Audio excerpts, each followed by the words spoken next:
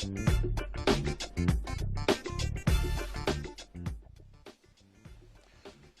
today is Thursday, August 13, 2026. Coming up on Roland Martin Unfiltered, streaming live on the Black Star Network. Today is day 2 of the National Association of Black Journalists Convention in Atlanta. In the Newsmakers panel today, the parents of Nolan Wells spoke about the investigation regarding their son. They were joined by attorney Ben Crump as well as Reverend Al Sharpton. We'll have all of that stuff for you as well. Plus, also on today's show, we will have Democratic leader Hakeem Jeffries, who spoke as well with NABJ President Aaron Haynes about the Democrats' effort to retake the House as well as the Senate.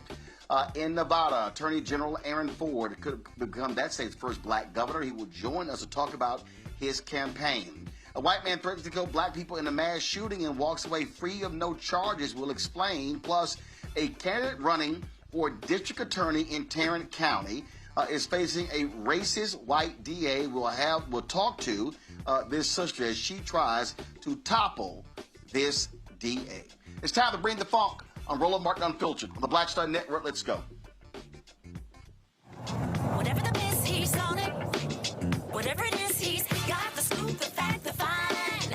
And when it breaks, he's right on time and it's rolling. Best believe he's knowing.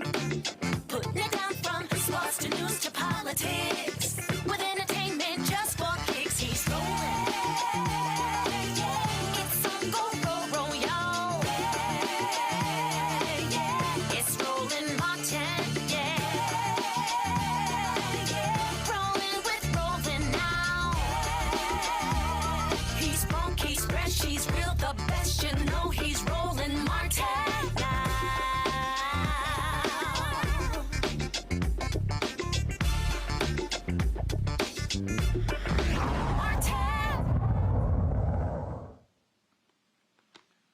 Folks, today in Atlanta, the National Association of Black Journalists Convention, Democratic House Leader Hakeem Jeffries sat down with NABJ President Aaron Haynes to talk about the Democrats' plan to retake the House and the Senate in the midterm elections. He talked about a variety of issues. Here's some of what he had to say. Yeah, so I think we'll see, what happens in terms of what the caucus looks like on the other side of the midterm elections. Certainly our focus right now is making sure that we win as many seats as we can in November, flip as many red seats blue, and take the gavels back so we can actually function like a check and balance on an out-of-control administration, as opposed to what Republicans have been doing, which is a reckless rubber stamp for Donald Trump's extreme agenda, entirely inconsistent with the vision of the House of Representatives. I mean, it was interesting. King Charles, when he came to the Congress, joined addressed to the House and to the Senate, stood there as a king and referenced the Magna Carta as the principle and foundation for the notion in America that executive power is subject to checks and balances. And of course, when he said that, everybody on the House side, the Democratic side of the House, stood up and gave him a rousing ovation. But then I looked over to the other side of the aisle, the Republican side, and they stood up and gave him a standing ovation. And I was very confused, y'all. Because King Charles was talking about them and their failure to actually bring to life this principle. So we're going to do that. That'll connect all House Democrats, whether those are New Dems, progressives, or Blue Dogs. But I think most importantly, everybody is focused on the notion that life is too expensive in the United States of America. There's far too many people. Certainly this is the case in our community, in the black community, who are working hard, they're playing by the rules, but they can't thrive and they can barely survive. And that's got to change. And so we have to make life more affordable, more comfortable for the American people, and that's what unites every part of the House Democratic Caucus. I think that we have to end Citizens United. And one of the things, there's been a series of Supreme Court decisions that have eroded democracy in America. Ending Citizens United was perhaps the first. That came in 2010. Then in 2013, you had the Supreme Court in the Shelby County case decimate Section 5, that was the initial attack on the Voting Rights Act, decimate Section 5 of the Voting Rights Act. Then a few years after that, you had the Supreme Court declare that partisan gerrymandering is all, fair in the political sphere, and that there's nothing to prohibit it in the Constitution. And then you had, I think, the final devastating two decisions, most recently by the Supreme Court, which is one, of course, completely gutting the Voting Rights Act of 1965 in the most recent Calais decision, and then the decision that I think has unleashed this unprecedented corruption on the country is in the Trump v. United States case, where they gave the president basically complete immunity as if he was a king. So you have a series of systematic decisions going over the last 15 plus years that have really decimated sort of our democratic fabric, and we've got to unravel all of it. But Citizens United, I think, was the first, and we support full repeal of Citizens United. You can only bring that about in two different ways, either a constitutional amendment or a change in the Supreme Court. I think we're open to aggressively pursuing both. I think we have to try, anchored in the premise that Donald Trump has broken every single promise that he's made to the American people of consequence. He promised to lower costs on day one. Costs haven't gone down, costs have gone up. As a direct result of Trump policies, including his tariffs that have increased costs on everyday Americans, people in our community and beyond, by thousands of dollars per year. He promised that immigration enforcement was going to target the worst of the worst. But immigration enforcement has basically unleashed ICE brutality on American citizens like Alex Freddie and Renee Nicole Good, in those instances killing them in cold blood. And certainly ICE brutality violently targeting law-abiding immigrants all across the country. I was just with several in New Jersey connected to Delaney Hall earlier in this week. He broke that promise. He promised to release the Epstein files, broke that promise. We forced a vote on the issue. About half the files have been released, the other half still being subjected to a cover-up by the Department of Justice. Donald Trump promised, right, to love and cherish Medicaid, then enacted the largest cut to Medicaid in American history, costing about 14 million Americans their health care and devastating hospitals, nursing homes, and community-based health clinics in our communities and in rural America, the heartland of America, and all across America. And then lastly, of course, this guy promised that he was in office not to start endless wars in the Middle East, but to stop them. And then turned around and got us involved in the reckless war of choice in Iran. So he's broken every promise that he's made. Now, down the stretch, we've made clear to the American people, we're fighting for an affordable America. And we've said that looks like three different things: on costs, on care, and then on corruption. On costs, we got to lower the cost of groceries, of gasoline, of housing, because life is far too expensive. On health care, we've said, look, this is the wealthiest country in the history of the world. We've got to make health care affordable for every single American, and that's our commitment. Reverse the damage that's been done and then build something better. And then on corruption, our view has been, I don't know that we'll get partnership on corruption, but we'll try to seek some common sense Republicans, the few that are left in Washington, to work with us on costs and on health care. But on corruption, we've said, if you've got people in office who are focused primarily in enriching themselves, their family, their friends, and their donors, then they're not focused on making life more affordable for the American people. And so from beginning on day one, we're going to hold the crooks accountable. These are the explicit promises that we're making to the American people, and we have a responsibility to try to bring that about. And if we're in a divided government scenario, we can do the accountability stuff in the majority on our own, holding gavels and subpoena power. But in terms of actually moving legislation that makes life better for the American people, we'll need a handful of Republicans to join us.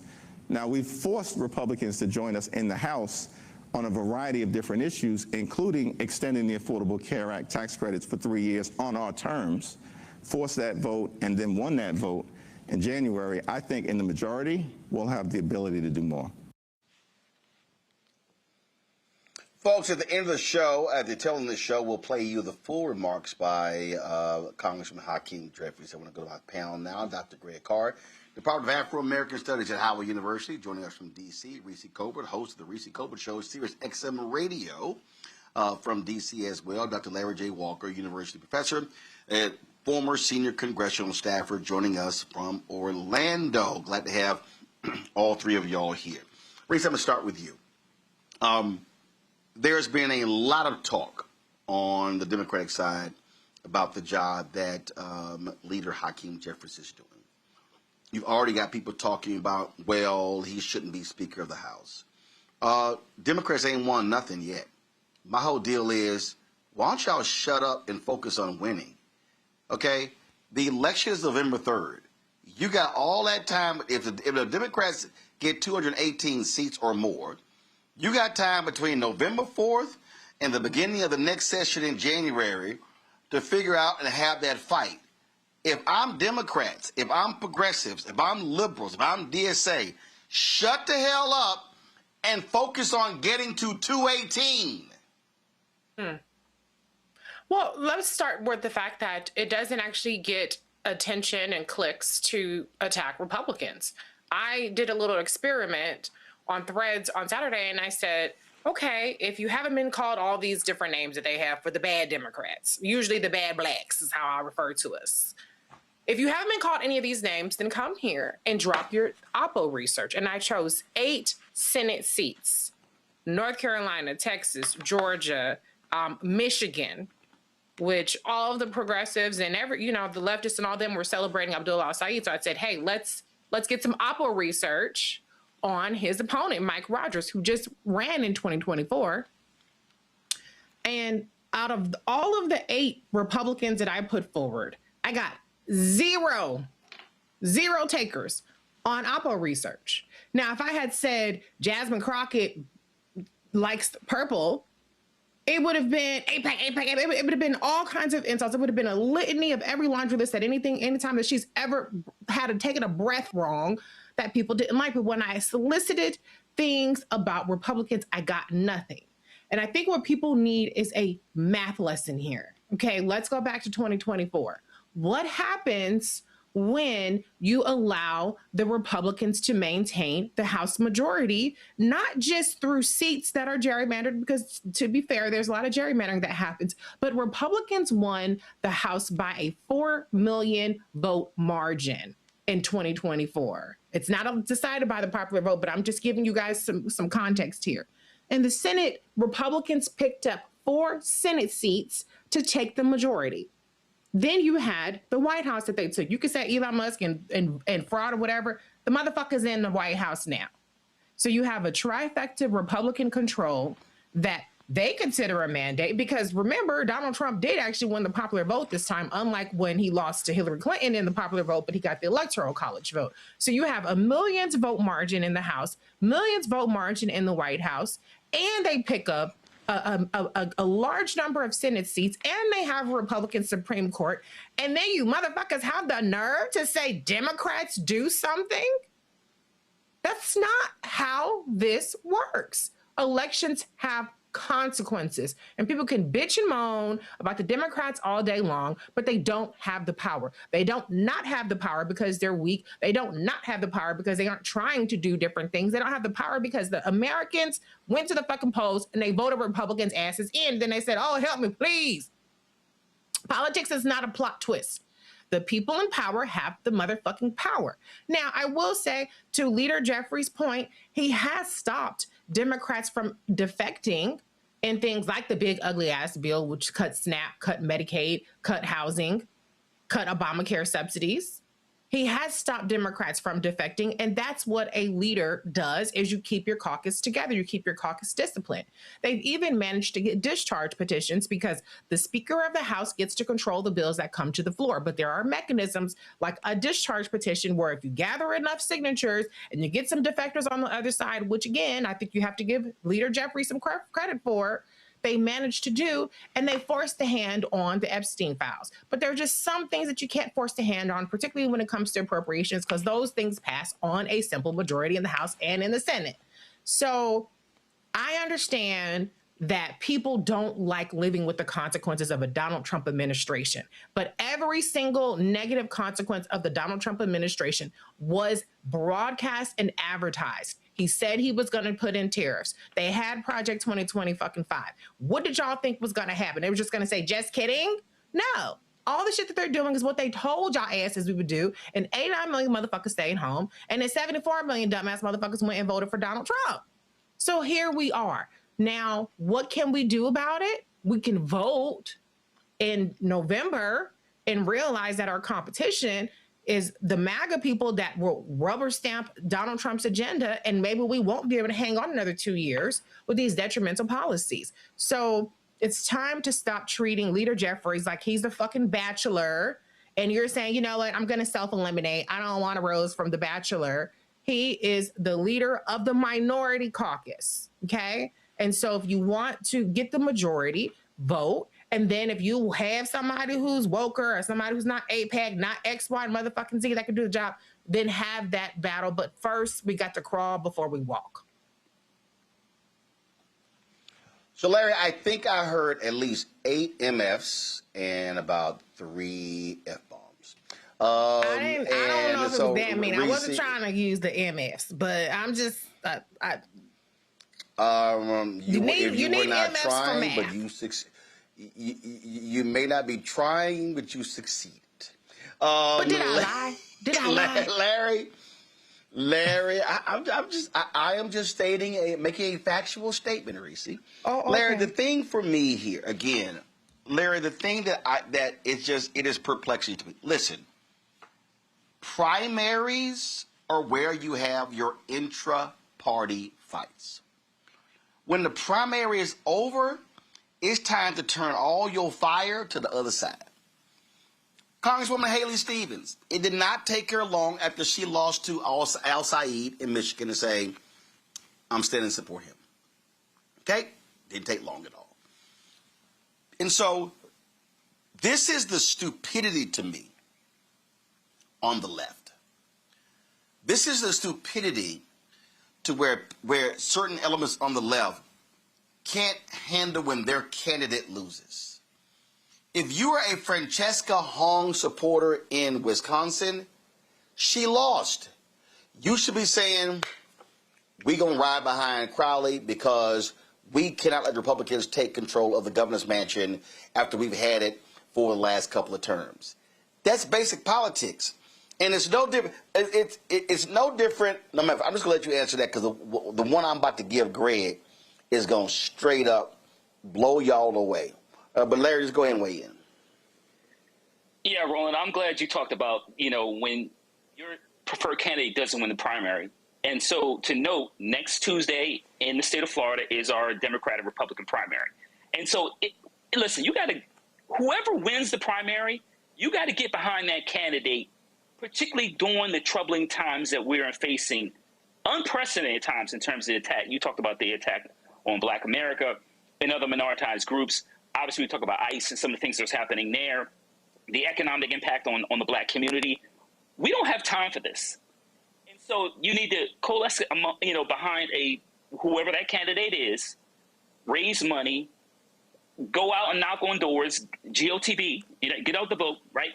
And you have to move forward to make sure that you're prepared in November. Otherwise, Reese highlighted a lot of really important points in terms of the unrealistic expectations that Hakeem Jeffries deals with. But if Democrats don't get their act together, we're going to be having this conversation after November about what we're going to do 2 years from now. And, beyond that time, between, after this midterm this year and 2 years from now, it may be a wrap for what's happening in the United States. So it's important to keep in mind. The other thing is, one I want to mention really quickly is, since we're talking about Hakeem Jeffries, is heavy is the head that wears the crown. And so as a Black man who, member of the CBC, and what may happen if the Democrats flip the House and he becomes the first Black speaker, there are always these expectations that Black folks, particularly Black Democrats, have to deal with that white Democrats and other groups don't have to deal with. Reese mentioned Jasmine Crockett. We could go on in terms of the list of Black members of Congress who have to constantly deal with these unrealistic expectations. Lastly, Reese made the great point. Listen, this ain't reality TV. I need folks to take civics classes, because when I worked on the Hill and we were in the minority, you had to do what you had to do to get bills passed. Now, if you flip it and you're in the majority, then some of these bills, as he talked about, holding individuals who've been cheating accountable, then we can provide some balance in which the framers of the Constitution initially, when they developed this system of government. Otherwise, we'll be dealing with the same issues over economic issues and the same scandals over and over again. But folks, once again, as you say, have to get behind whoever wins the primary, fund and knock on doors. See, Greg, we talk about consequences all the time, political consequences on this. And I was having a conversation with someone today at NABJ in Atlanta, and we had to get a laugh out of this. It's amazing to hear one of the biggest loudmouths who was telling black people not to vote, who was telling black people that Kamala Harris was the same as Donald Trump, turn around and say the Trump Department of Justice needs to investigate the death of Nolan Wells. And I'm like, I'm sorry, you were one of the people literally telling people not to vote. And it is undeniable that a Kamala Harris Department of Justice, a President Kamala Harris Department of Justice, would be far more aggressive in prosecuting civil rights cases than there would be a Donald Trump Department of Justice. There's a perfect example to say to progressives, you look like an idiot where you have a circular firing squad and you are trying to destroy your own when you haven't even reclaimed the House or the Senate. It's called fight later, win now. But fight now and lose later is pretty damn stupid, Greg. I'm not going to continue to prop up failed electoral strategy, particularly by petty bourgeois, long-time safe black elected officials, particularly in the federal legislature, who have proven themselves incapable of extending the tradition that they have inherited and have for too long, it seems to me, run on a racial that is more about demographics and skin color than it is on policy making. In the state of Maryland, I voted undecided in the primaries prior to the 2024 election, fully knowing that whoever the Democratic Party candidate was, I was going to support them. I think what we see right now, and when we look at Michigan and we look at Wisconsin, we see, I think, two situations which give us a good lens to think about the pragmatic politics. In Michigan, of course, Dr. El Sayed prevailed, and everybody came together.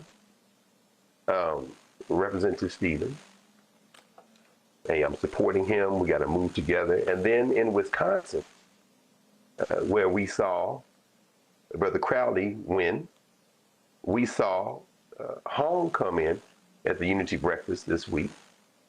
Did not speak. Crowley spoke, says we're coming together. She endorsed us, says I'm going to work out there and campaign, and said the campaign's not, and this is what Hong said in a release statement, the campaign's not about getting one person in office, it's about building a movement for permanent affordability and a government that puts working people first. I will not feed a narrative that I think is completely overblown, that presumes people are stupid enough to sit out elections rather than get behind in a two-party system the candidate that pushes their interests most. We're in August, out of this vineyard, who are in that political class.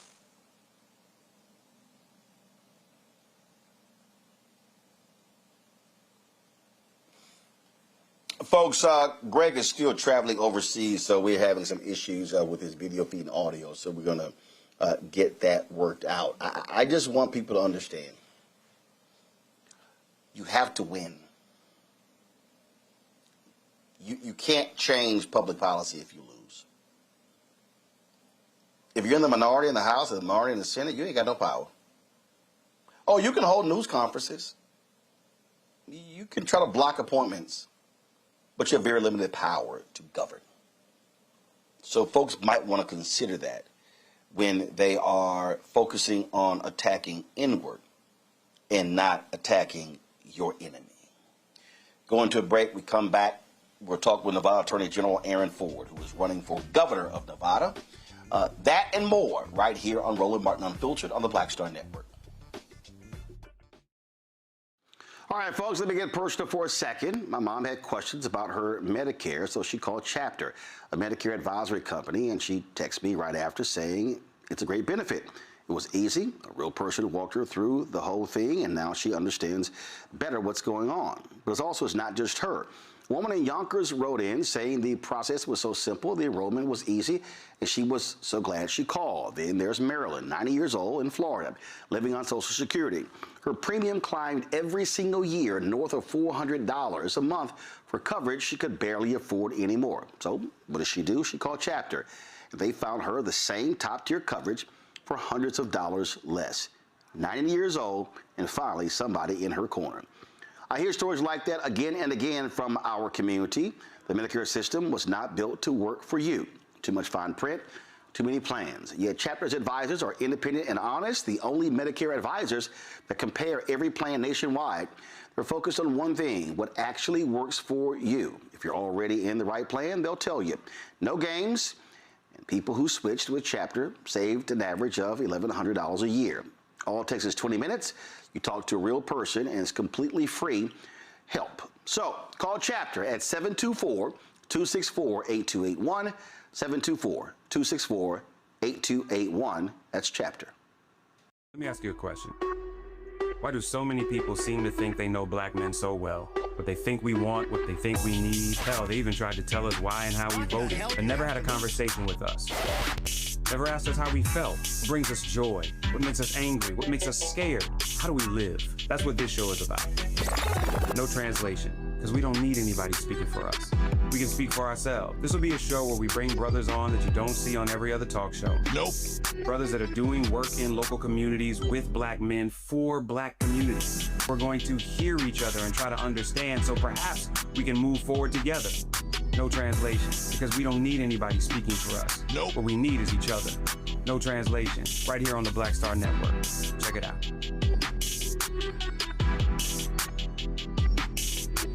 Hey, what's up? It's Tammy Roman. Hey, it's John Murray, the executive producer of the new Sherry Shepherd Talk Show. It's me, Sherry Shepherd, and you know what you're watching, Roland Martin Unfiltered.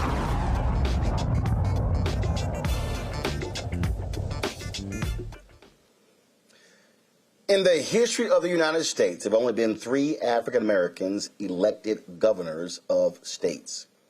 This year, we could actually see 4 in November. Right now, Governor Wes Moore is the incumbent in Maryland. He's running for re-election. Keisha Lance Bottoms, the Democratic nominee for governor in Georgia. You also have David Crowley, the Democratic candidate in Wisconsin. Actually, you could have 5. You've got Republican MAGA Congressman Byron Donalds running for governor in Florida. In Nevada, Aaron Ford, the Nevada Attorney General, is running for governor against the incumbent Republican MAGA Joe Lombardo. So joining us right now is Attorney General Aaron Ford. Glad to have you here on the show. Let me say it again. Matter of fact, I was downstairs before I came here. I had a panel at the National Association of Black Journalists, and there was a brother who was a Kappa, and I said, I asked him, had he made a donation to Aaron Ford's campaign? I said, you need to go ahead and support your Kappa brother. And he said, you actually had something nice to say. I said, only because he was a Texas A&M Aggie. I said, I ain't going to give it to him too much. But glad to... Oh, man. Roland, Aaron, glad to have you. Nope. Nope, ain't gonna happen. Ain't gonna happen. Let's get into it. You're running against the incumbent governor. He was standing beside Donald Trump a week ago, touting how great billionaires are. You're in a state that your economy has been decimated. Las Vegas has been decimated by Donald Trump's attitude towards Canadians and foreigners.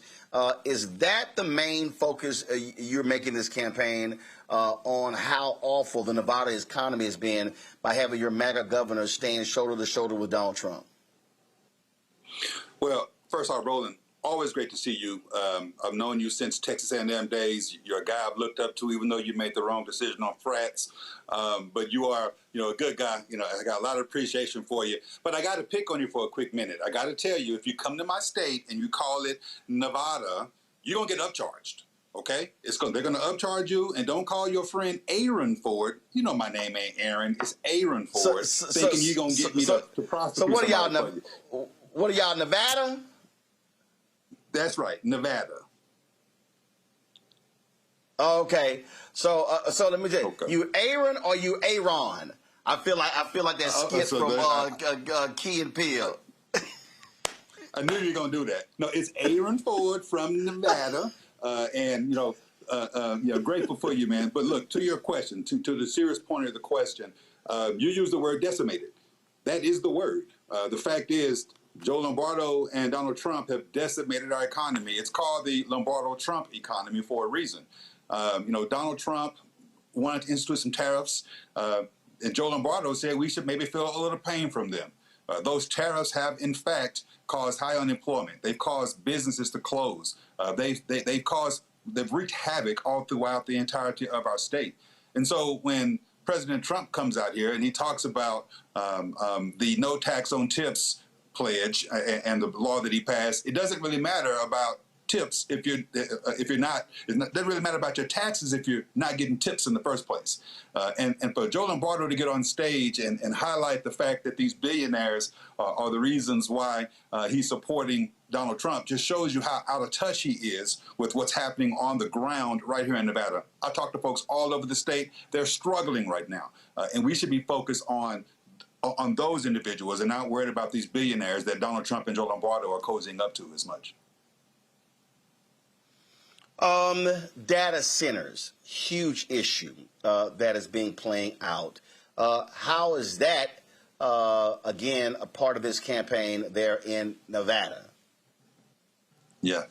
Look, Roland, everywhere I go, it doesn't matter where I am, urban, rural, suburban Nevada, I'm hearing about these data center issues. And I've made my position very clear that if they're going to operate here, they're going to have to, number one, use something besides water to cool themselves because we live in a desert and they can't take our water. Number two, I have said that I don't want to see our residents' rates rise by 1 penny based on what energy use these data centers are using. And so they're going to be required to build out their own, the grid to fulfill their particular needs. They're going to have to ensure that they are hiring local individuals if they're going to be operating in our state. They're going to have to ensure that they have what we call community benefits agreements in place. And most importantly, we're going to have to listen to the local people on the ground, whether it's Reno, Boulder City, Pahrump. I was in Minden, and they were talking about a data center coming to Yerington. The input of people is paramount, and I think they're making their voices pretty known about how they feel about these data centers. Again, we talked the issue of data centers. We also, of course, the economy, healthcare, significant issue. How has Nevada been impacted by Donald Trump's vicious attacks on Medicare, Medicaid, and the Affordable Care Act? There's a connection here, and there's a pattern between how Joe Lombardo responds to the needs of the people versus needs of the corporations. We talked about data centers a second ago. One of the key differences between Lombardo and me is that he is bankrolled by them. He's taken millions of dollars from data centers, which is the reason why he's endorsed entirely the existence of these data centers. He's getting millions of dollars from them. Similarly, he's getting hundreds of thousands of dollars from pharmaceutical companies, right? And so when you have these big, beautiful bills passed and the healthcare components associated with it, our governor has said we should be excited about the big, beautiful bill. And I say excited about what? The fact that 100,000 Nevadans are going to get kicked off of Medicaid? Roland, you may not recall because you graduated right before I did, but you know my story. You know I was a single parent when I was at Texas A&M. You know that I was living on Medicaid to keep my son healthy. You know I was living on food stamps to keep us fed. And so these types of lifelines are very important to me, and I understand the importance of them to other people. And so when I have a governor who's so afraid to stand up to Donald Trump, who kowtows, capitulates, kisses up to, and simply lies down for Donald Trump, that gives me great concern, which is the reason why I'm running right now, because there's a difference between, there's a choice. They can have someone who folds all the time, or they can have someone who fights all the time. And that's the alternative they have in me. Your state doesn't have a huge African-American population. Obviously, it has a very large Latino population, Native American population. How are you building a broad-based coalition to get Democrats in your state to stand behind your campaign and, frankly, to stop what I call the previous segment, this circular firing squad between your center-left Democrats, your progressives, your liberals, and your far-left Democrats and DSA candidates? You know, there are a couple of answers to that. The first of which is I've been all across the state several times, talking to folks in every corner of our state, and there have been a handful of topics that have risen to the top I've distilled from these conversations. It doesn't matter the demographic. I could have been in urban, rural, or suburban Nevada. I could be talking to a black, white, Latino, Asian, or white person. It doesn't matter who I'm talking to. These demographics across the board, these topics have risen to the top. It could be a man or a woman. It could be a Democrat, Republican, or independent. And here's what they tell me. They just want a good job, to buy a house in a safe neighborhood where the schools are preparing their kids for careers or college, and where the healthcare system is available and affordable to them, and among all of that, to be treated with humanity, dignity, and respect. That is across every demographic. And so I'm speaking to those issues in what we call the Affordable Nevada Plan, a plan that addresses each of those issues. We are in a state right now with one of the highest unemployment rates in the nation. In fact, under Joe Lombardo's tenure, we've had either the highest or one of the highest unemployment rates his entire tenure. Right now, unemployment is higher than it was when he took office. That's his fault, right? Housing costs are skyrocketing, healthcare is skyrocketing, energy costs are skyrocketing, and that's across demographics. And so we are able to keep this coalition together because we're talking about things that matter to them. Now, look, you specifically mentioned the Latino community, and I wanted to speak to that issue. Y lo que pasa es que yo estoy hablando con ellos en su lengua. Yo soy en su vecindario, tratando de hablar con ellos para aprender lo que está importante a ellos. I mean, some of y'all are going to understand what I just said, some of you won't. But the point I was making is I'm talking to them in their language. I'm going to their neighborhoods. I'm listening to them. I'm asking them what's important. And we are putting that in our Affordable Nevada Plan in a way that resonates and that has ultimately led to us having a groundswell of support, and not just, frankly, the Latino community, but all across the state. All right, let's go to questions from our panel. First up, Dr. Larry J. Walker, Alpha Man. AG Ford, thanks for joining us. I have a cousin lives in the state and also friends, so really important to follow your candidacy. Can you talk? You know, unions played an important role in your state for obvious reasons in terms of casinos, et cetera. And so I'm wondering if you could share with the audience, what are the 1 or 2 points when you talk to unions? What are the 1 or 2 points you highlight to make sure you can make their lives better if you become governor? Well, you're right. We are a union town, and I enjoy the support of almost every union out there, including the largest union in our state, the Culinary Union. I was literally just with them this morning as they did a ribbon cutting for the brand new health facility. But it goes back to what I just answered for Roden for the last question. This affordability crisis is real. This Lombardo Trump economy has decimated the ability for individuals in our state to not just thrive or try to thrive, but even to survive. And so speaking to these issues, whether it relates to our economy being decimated, our housing costs being too expensive, our healthcare going up, especially when I was there at a ribbon cutting for a healthcare center, it resonates with union members. And that's something that, by the way, I'm not new at. I've been in elected office since 2012. They know my track record, and it's always a stand up for the working class in a way that allows them to provide for themselves and their families.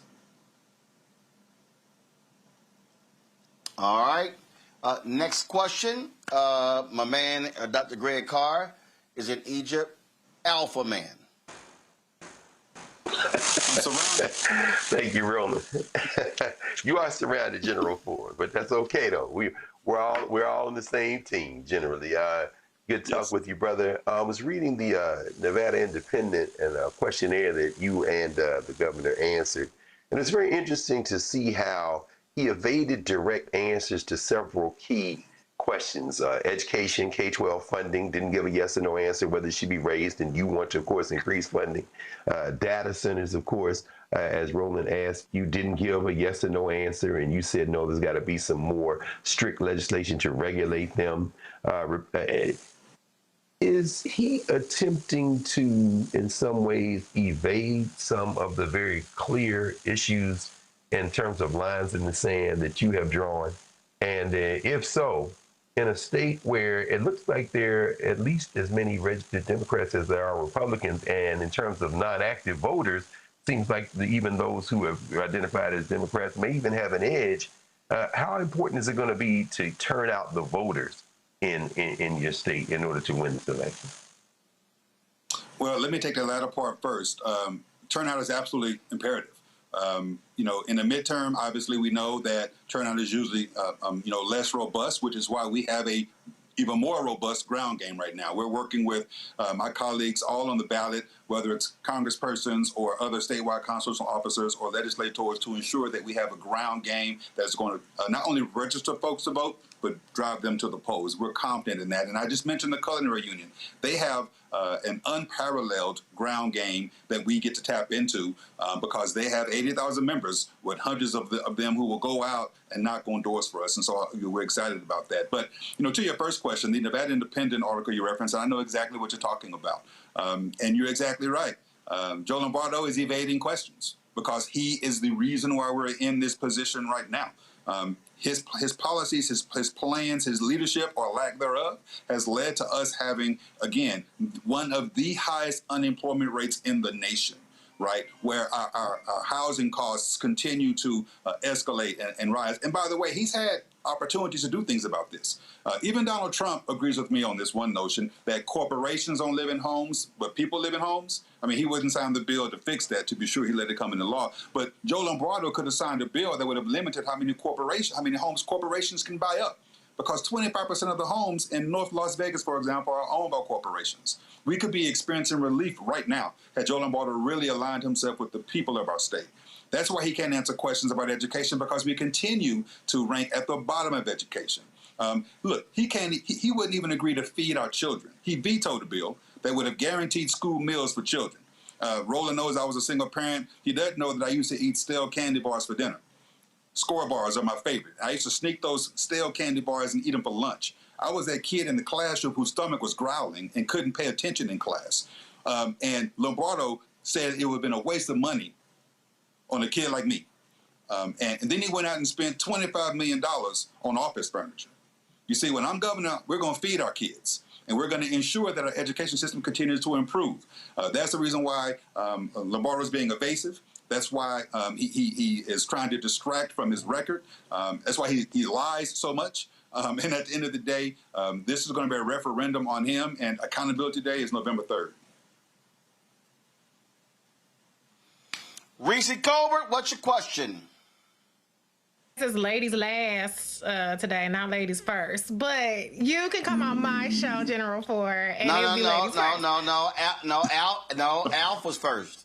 Oh, Go okay. ahead. Just throw chivalry out the window. Yes. Just toss it. Okay. Anyhow, I guess we're equals here. Okay. So, General Ford, though, to get serious, a lot of times people talk about they want Democrats to fight. And I think that attorneys general have been some unsung heroes in terms of the lawsuits and the wins that you all have been able to rack up against Donald Trump. Can you talk a little bit about how you have resisted and how you have delivered for the people of your state through your lawsuits and how you protected them through your lawsuits of Trump, and then how that executive experience being the head of the DOJ in your state translates to you being governor? No, look, that's a great question, and I want to get to that, but I want to let you know that pretty boys like the Noops, like I am, you would have been first. You see, we do put our women first. Here we go. Anyway, let me stop before he kicked me off his screen. Anyway, true question, real question. And look, the fact of the matter is, attorneys general, Democratic attorneys general, aren't scared to fight. And we have been in court probably upwards of 75 times this term. It was over 100 times when the first time he ran for office. And our win rate against him for violating the law is upwards of 85 to 90%. We have saved education money. We have, saved energy money. We have saved the constitutional right to birthright citizenship. Right? These are the types of things that we have stood up for, and this is a stark contrast to a governor who I have already described to you as one who capitulates, kowtows, and kisses up to Donald Trump, lies down and lays down his own principles before Donald Trump. I'm not scared of Donald Trump. Excuse my colloquialism. I ain't scared of none of them. And that's the reason why I am willing to stand up for what is right, irrespective of political blowback, of punditry. It doesn't matter. The fact is, things are too important for us right now. We are in dire straits, and if we don't continue to stand up and fight back, we will find ourselves with less rights as we continue to see them trying to undermine our very existence in this country. So I'm proud of that work. It is work that the people in my state have recognized as well. It's funny, right? Because I sued over the tariffs. These tariffs that I knew from the beginning were unlawful. Donald Trump said we should be, Joe Lombardo said we should be excited about the big, beautiful bill. He said that we should feel pain from these tariffs. Called my lawsuits unfortunate. What is unfortunate, Reese, is that he doesn't understand the plight of the person on the ground. He's aligned himself with corporations and not the core of our state, its people. I have. And when I take this fight to the governor's office, we will be that much better. Period. Last question for me. It's not really a question. There's somebody who is watching this show right now. They're listening to the podcast. And they are saying, you know what? This voting stuff, I'm not buying it. I'm not falling for it. I just can't go with it. What do you say to that person who actually believes that their vote is a waste of time and that the couch is a credible option? Listen, Roland, there are a lot of canned responses to that are not just canned, but accurate, right? They're trying to take your vote away because they know it matters, right? Your vote is your voice, right? I can say all of that, but here I can give you a real life example. When I became the Attorney General back in 2018, I barely won my race. I won by 0.47 percentage points, right? I tried to say 0.5. They said, no, you can't round up. 0.47 percentage points. 4,533 votes out of over 1 million cast is what separated me from winning and losing. And the reason why that's important is because during my first term, we had George Floyd. During my first term, we had COVID. During my first term, we had a president and Donald Trump hell-bent on undermining our elections. And thank goodness it was me in this office as opposed to the alternative, because none of those things would have been taken seriously. Your vote absolutely counts, and it's important that you actually show up to vote. We need your help out there. Look, we can all throw the towel in. This isn't easy. You think I like getting called everything but a child of God, right? You think that I like getting called out my name and being disrespected and having my life threatened and having to have, armed security around me all the time? No, I don't. But I'm in the fight because I know that if people like us aren't in the fight, we will continue to regress. we were continuing to go backwards. And I, for one, for the sake of the child I had when I was in college, for the sake of the other 2 children my wife and I have had, for the sake of the nephew I raised, and for the sake of all children out there, we'll continue to stay in this fight. And I need the people to go out to vote and stay in this fight with us. Folks, that is Nevada Attorney General Aaron Ford, Aaron. He is running for governor of Nevada on the Democratic nomination, and I appreciate him joining us on the show. Good luck in the campaign. So that's right. He's saying go to his site. That's right. What he's really saying is he's really saying drop Cash App, PayPal, Venmo, Zelle. If you want to contribute, go to forwardfornevada.com, forwardfornevada.com, and also listen. And I've said this to people as well all the time. Hey, you may not live in a state, but you can also volunteer. There's phone banking, other ways people can assist to help with campaigns. Aaron, I appreciate it. Thank you so very much. And again, so Thank A. you. Scott Bolden, if you're watching and listening, I told you, I told Hakeem Jeffries this today. I said, see, I let a few Kappas come on. Yeah. You might be cold over there, but it's pretty too. Well, but ice cold, they gotta be kept warm.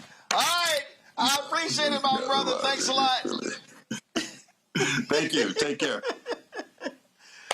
Can't always be serious, y'all. Appreciate that.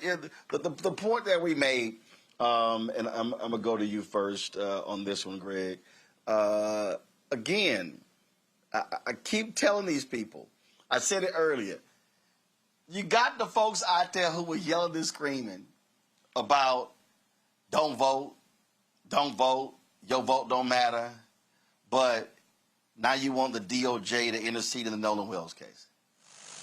And I'm like, you can't sit here and say you want something from government, but then you're saying don't participate in the same thing. Your vote creates the avenue for that to happen. Greg, we keep saying the parties are delivery systems. It's not about identifying. I've never identified as a Republican or a Democrat. I don't even identify as an independent. I say I'm a voter, a black voter. But people need to understand there is a clear, undeniable difference between when Republicans are in charge and Democrats are in charge. I just don't play that they're all the same. Some, yeah. But bottom line, I don't play that game. There's a difference. No, and you know, I can say this as somebody who voted undecided in the 2024 primaries before fully supporting the vice president in the general election because I'm not stupid. I think you see a contrast in the primary for Senate in Michigan with El Sayed winning, and the governor's race in Wisconsin. I think you see a contrast there, and you see in both cases Haley Stevens, who I think was a terrible candidate, which probably contributed to Sayed winning, endorsed him and said we got to work together. And then in Wisconsin, you saw the unity breakfast this week with Francesca Hong having put out on social media a full-throated endorsement, of course, of Brother Crowley, him saying that we're going to unite together because it's not about the name on the ballot, it's about the policies and about defeating what is clear and present danger to all of us. I think, you know, we have to remind ourselves that politics is local, even though it has national and, in this case, international implications in terms of this election. And we just have to be smart. The largest block of voters that can decide this election are the ones who have not voted, the ones who need to be organized. And I think that this contrived narrative of the DSA, you know, I mean, listen, no, don't do that, y'all. I mean, don't fall for the banana in the tailpipe at this point.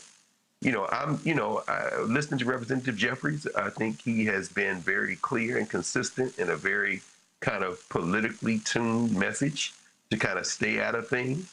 I think the thumbs need to stay off the scale in every area. I think Jim Clyburn, God bless him, made a lot of work and done a lot of great things over the years. I think he needs to stay out of local elections. And by local, I mean Senate elections, congressional elections. Don't do that, bro. Just don't do it, Elder. Stay out of it. Because I think finally that black politicians at the national level who have been elected to the federal legislature in particular have really over the last several decades squandered the momentum of the Vote Act fueled first two generations of black elected officials and have increasingly kind of conflated demographic with policy. And unfortunately, that has not satisfied voters who have become disaffected and have become very vulnerable to propaganda campaigns by those who hate all of us and who are trying to hoover up all this wealth, hoover up all this money, and shovel it into the pockets of billionaires. The Nevada election can be won by those who have not been reached out to. And whether it be a Tallarico in Texas, or whether it be a El Sayed in Michigan, or whether it be, as we just saw here, a Ford in Nevada, this election can be decided by those who can get those boots on the ground, because they're not going to match dollar for dollar the billionaires who are going to put their thumbs on the scale. And I think we can set aside these things to defeat this common enemy in the short term if we can simply continue to focus on that granular door-to-door politics. And then once we get past that, sure, then we can have the conversations. But don't lose sight of the fact that you can have any conversations if you don't have.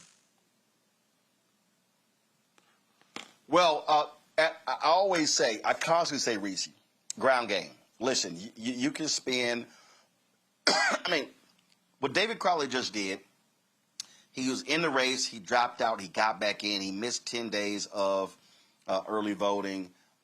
He completely outspent Hong on television. But frankly, he had no choice. But what I keep saying is that, listen, there's going to be massive saturation in September and October before November 3rd.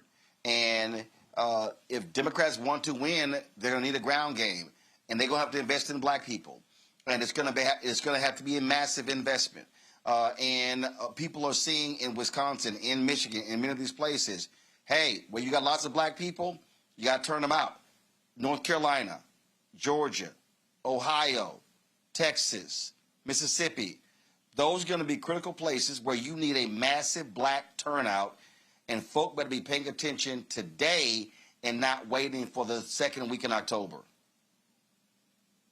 Absolutely. I mean, credibility is cumulative with our communities, and it doesn't take a whole lot of time, but you can't just swoop in at the last minute.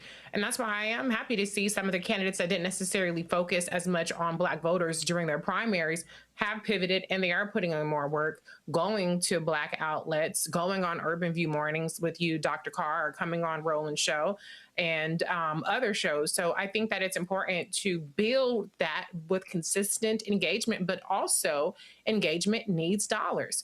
It is crazy how black folks, black organizers, black organizations are always expected to do things for the culture, do things for the people.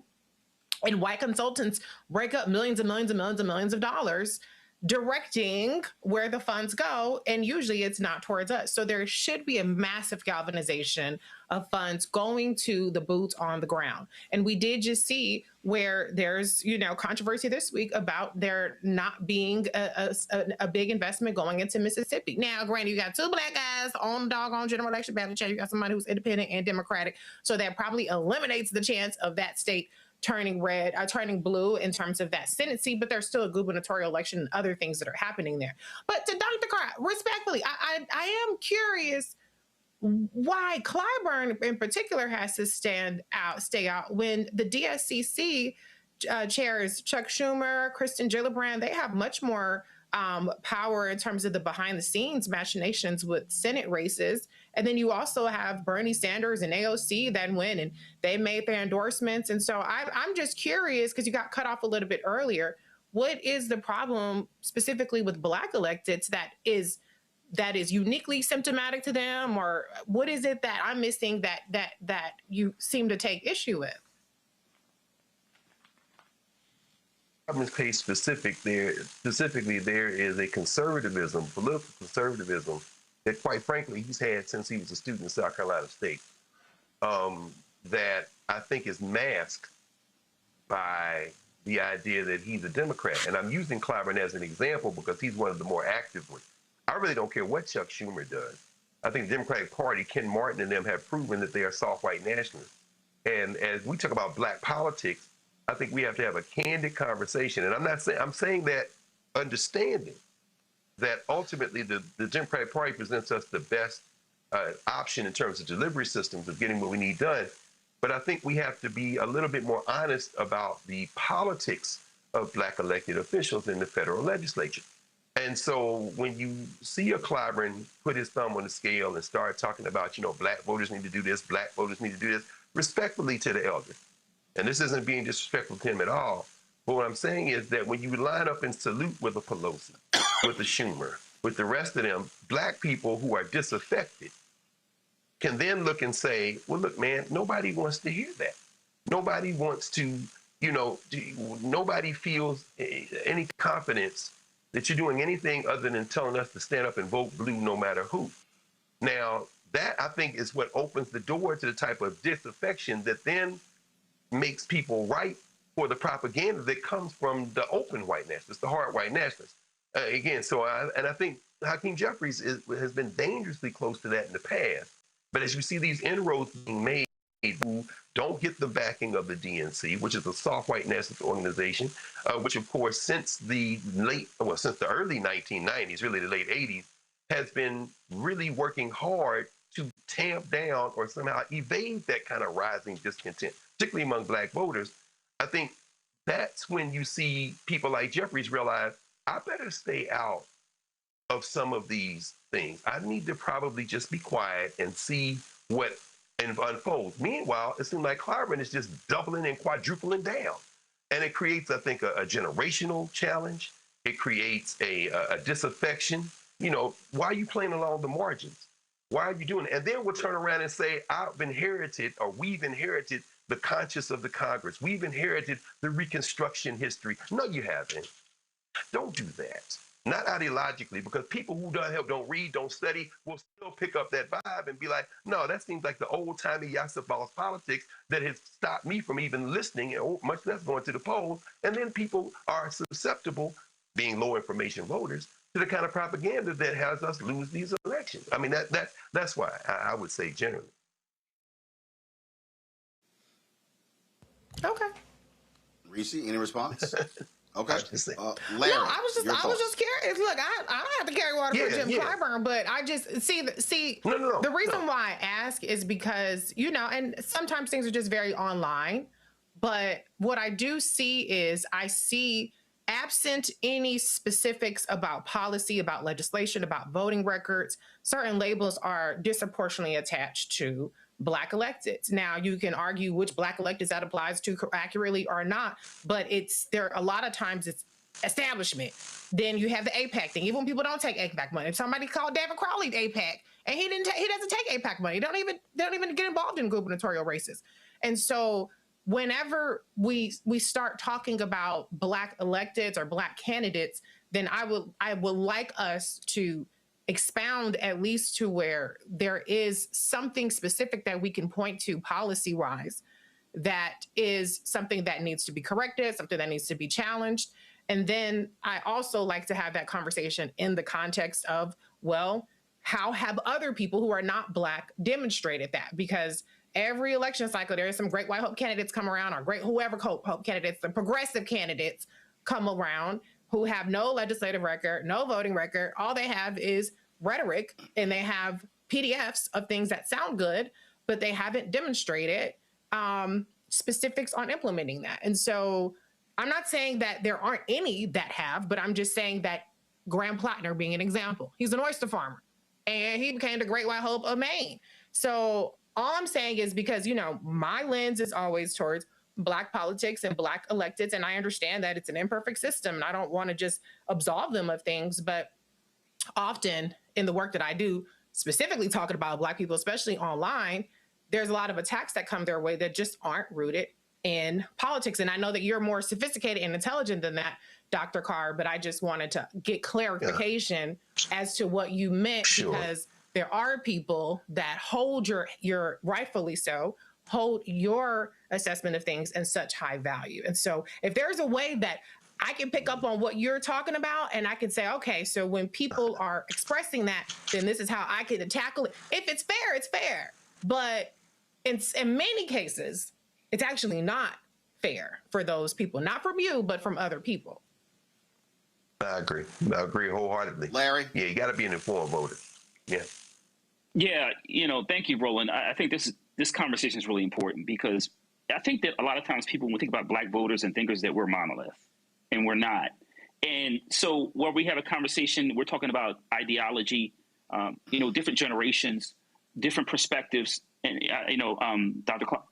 Carr used Clyburn. We could talk about, Maxine Waters, among others, of a different generation compared to Underwood and other, members of Congress who, certainly done the work, but the generation has benefited from that. And why this conversation is important is these officials who either are incumbents or hoping to be elected have to understand that the way in which you speak to black voters has to be more sophisticated. So not only in terms of understanding what their concerns are from a policy perspective, but as AG4 got to, what is the story? Tell me a story. You tell me about your policies. Now tell me how you personally connect to the everyday lives of working Americans, in which he does, and there are other black candidates that we've talked about not only tonight, but for other shows. So you've got your policy points, you got how you personalize and you connect to voters, and then thirdly, how do you get reluctant voters to go out and vote for you? That's the trifecta of this challenge as we move towards midterms, and they'll also think about what's going to happen 2 years from now.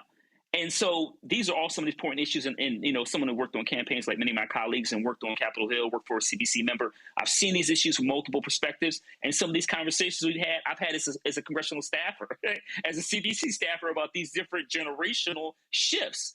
So it is real. And this conversation is really important. And I appreciate Reese, giving Dr. Carter an opportunity to really nuance it out, because she highlights we talk about these issues all the time, right? We get this. We have the history. We understand the knowledge. We know the players. But folks who are watching this may need us to pull on these threads to understand the importance of why you need to go out and vote and the points that we're making to ensure that Black Americans not only live but thrive. All right, folks, got to go to a break. We come back. We'll talk with a candidate running for district attorney in Tarrant County against the white DA who 8 years later continues to try to put Crystal Mason in prison for voting. You're watching Roland Martin Unfiltered on the Black Star Network. Support the work that we do. Join our Bring the Funk fan club. Our goal is to get 20,000 of our fans contributing on average $50 each a year.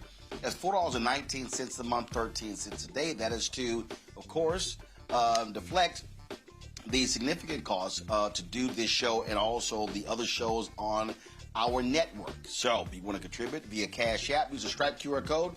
You see it right here. This QR code for credit cards as well. Checks and money order, make it payable to Roland Martin Unfiltered. P.O. Box 57196, Washington, D.C.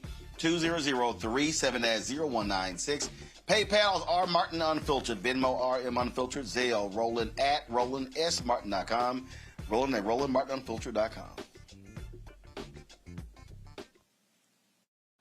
All right, folks, let me get personal for a second. My mom had questions about her Medicare, so she called Chapter, a Medicare advisory company, and she texted me right after saying it's a great benefit.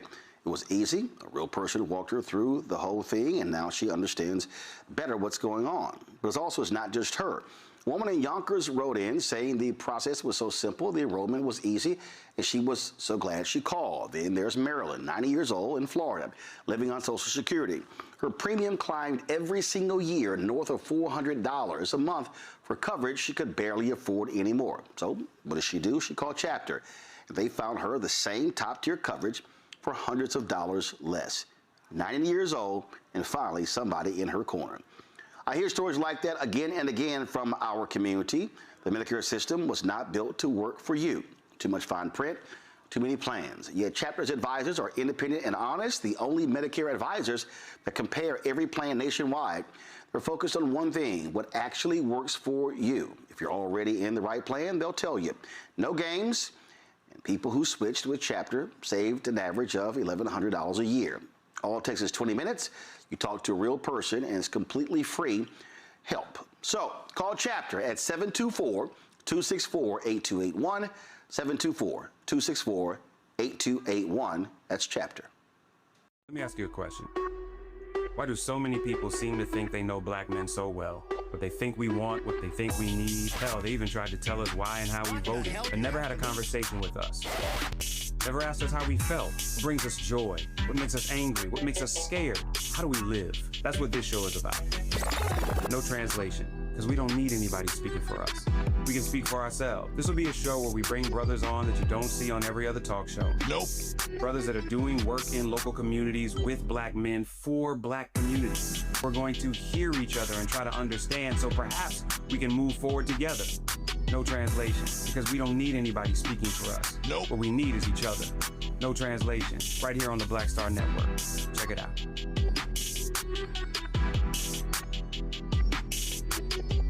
Hello, we're the Critter Fixers. I'm Dr. Bernard Hodges. And I'm Dr. Terrence Ferguson. And you're tuned in to Roland Martin Unfiltered.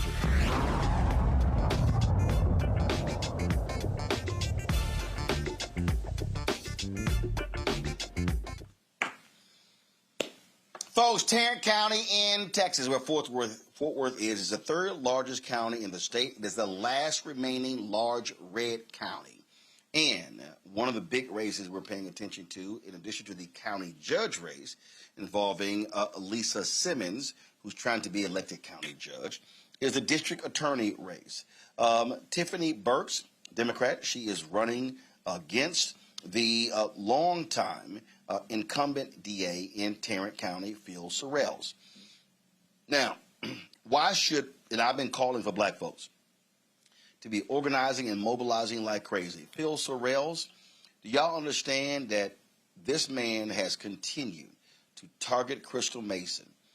I need y'all to understand. We launched this show September 4th, 2018. Crystal Mason and her attorney were on our first show. This has been going on 9 years, and he is still trying to put that woman in jail for voting in a race where her ballot wasn't even counted. Yeah. This man needs to be defeated. Tiffany Burks joins us right now. Glad to have you on the show. Is this one of the issues that you've been talking, especially to black voters, about how this man is really at this point he is harassing Crystal Mason? Absolutely. Thank you, Roland, for having me on the show. It's hypocrisy. And I think we know it when we hear our president and other people in the Republican Party talk about election integrity, election fraud, all of those things. But right here in Tarrant County, we've had a jury and a court that has determined that Crystal Mason is not guilty. A high court made that determination. And so for Phil Sorrells to now come back and say, no, we want to reverse that, it's just appalling, quite frankly. And I have gone on record to say that on day one, when I'm elected the new DA in Tarrant County, my first item of business is going to be to withdraw that appeal so that Crystal Mason can move on with her life. She doesn't have to deal with the stress of this situation anymore, and that she can move on.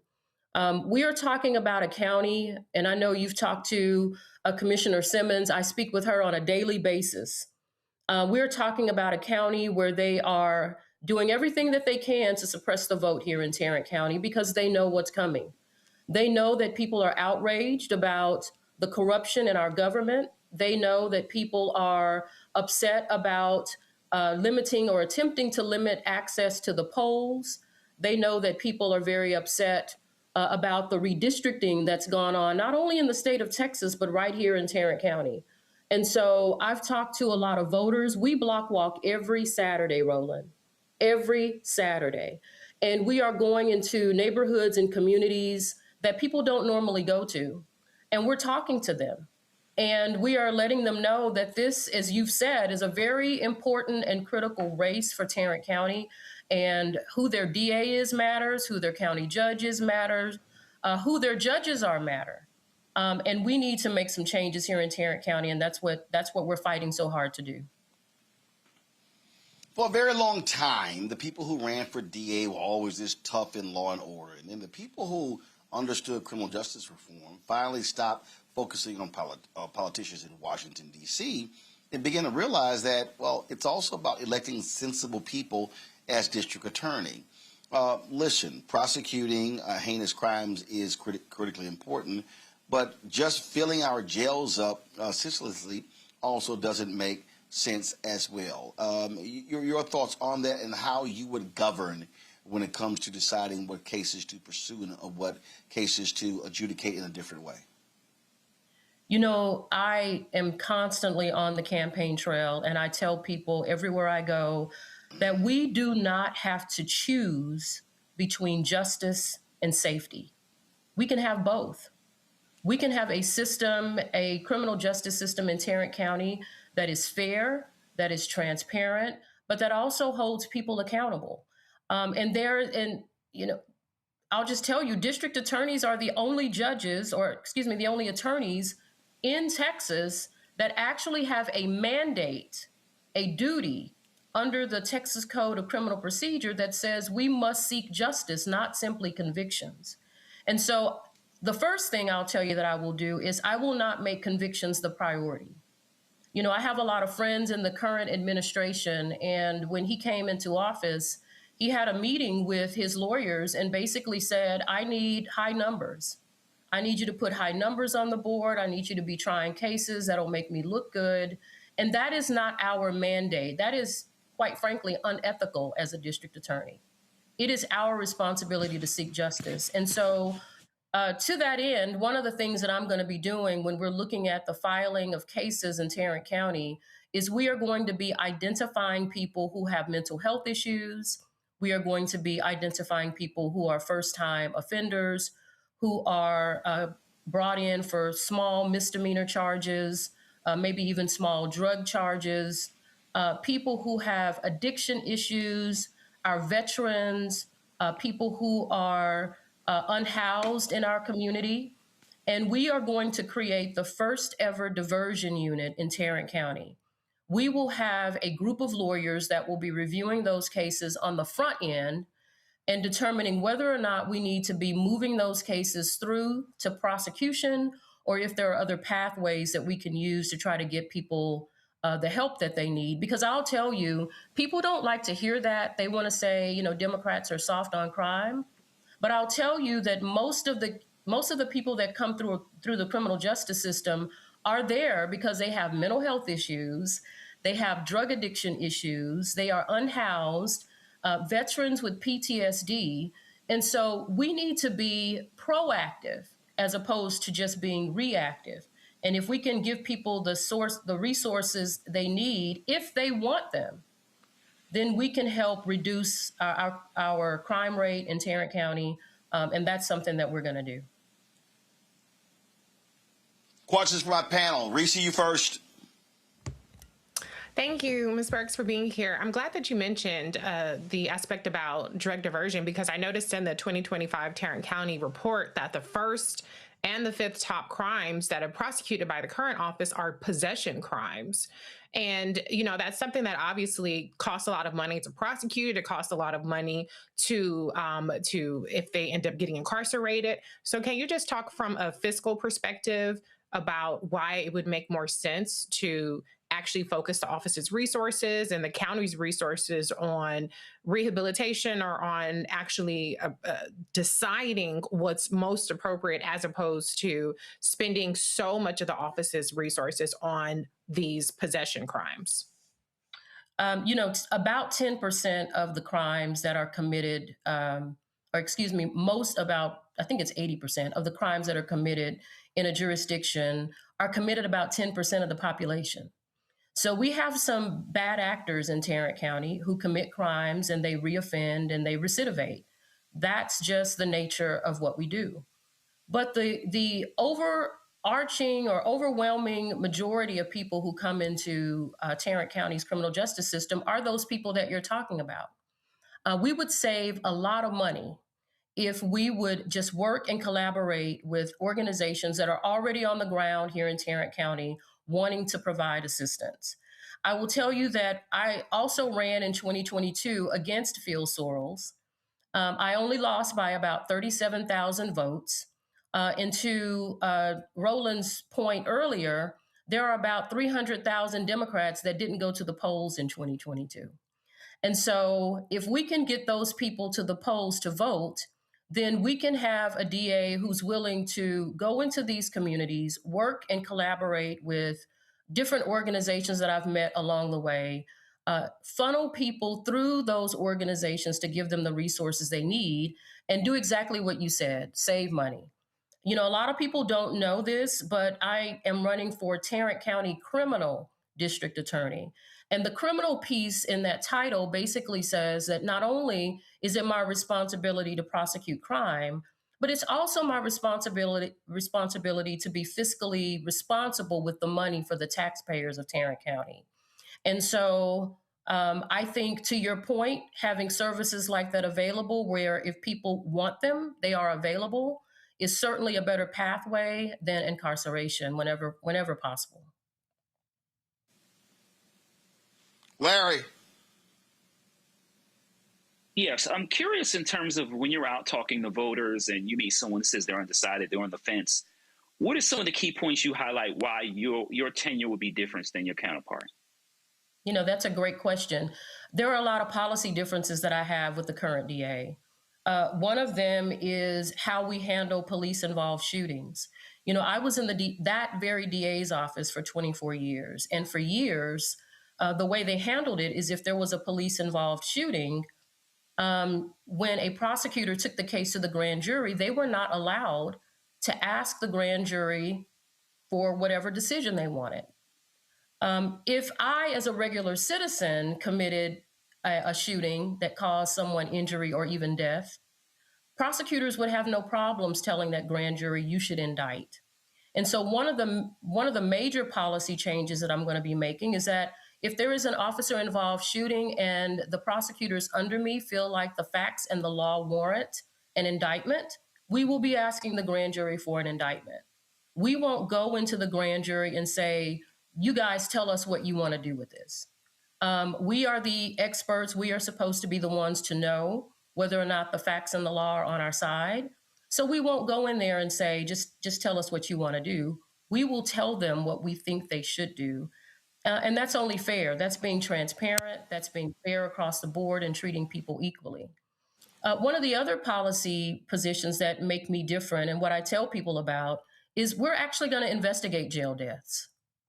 You know, I know the current DA sent a letter to our now Attorney General Ken Paxton back in, I think it was March of this year, and said, do we really have to investigate these jail deaths if the person didn't actually die within the walls of the Tarrant County Jail?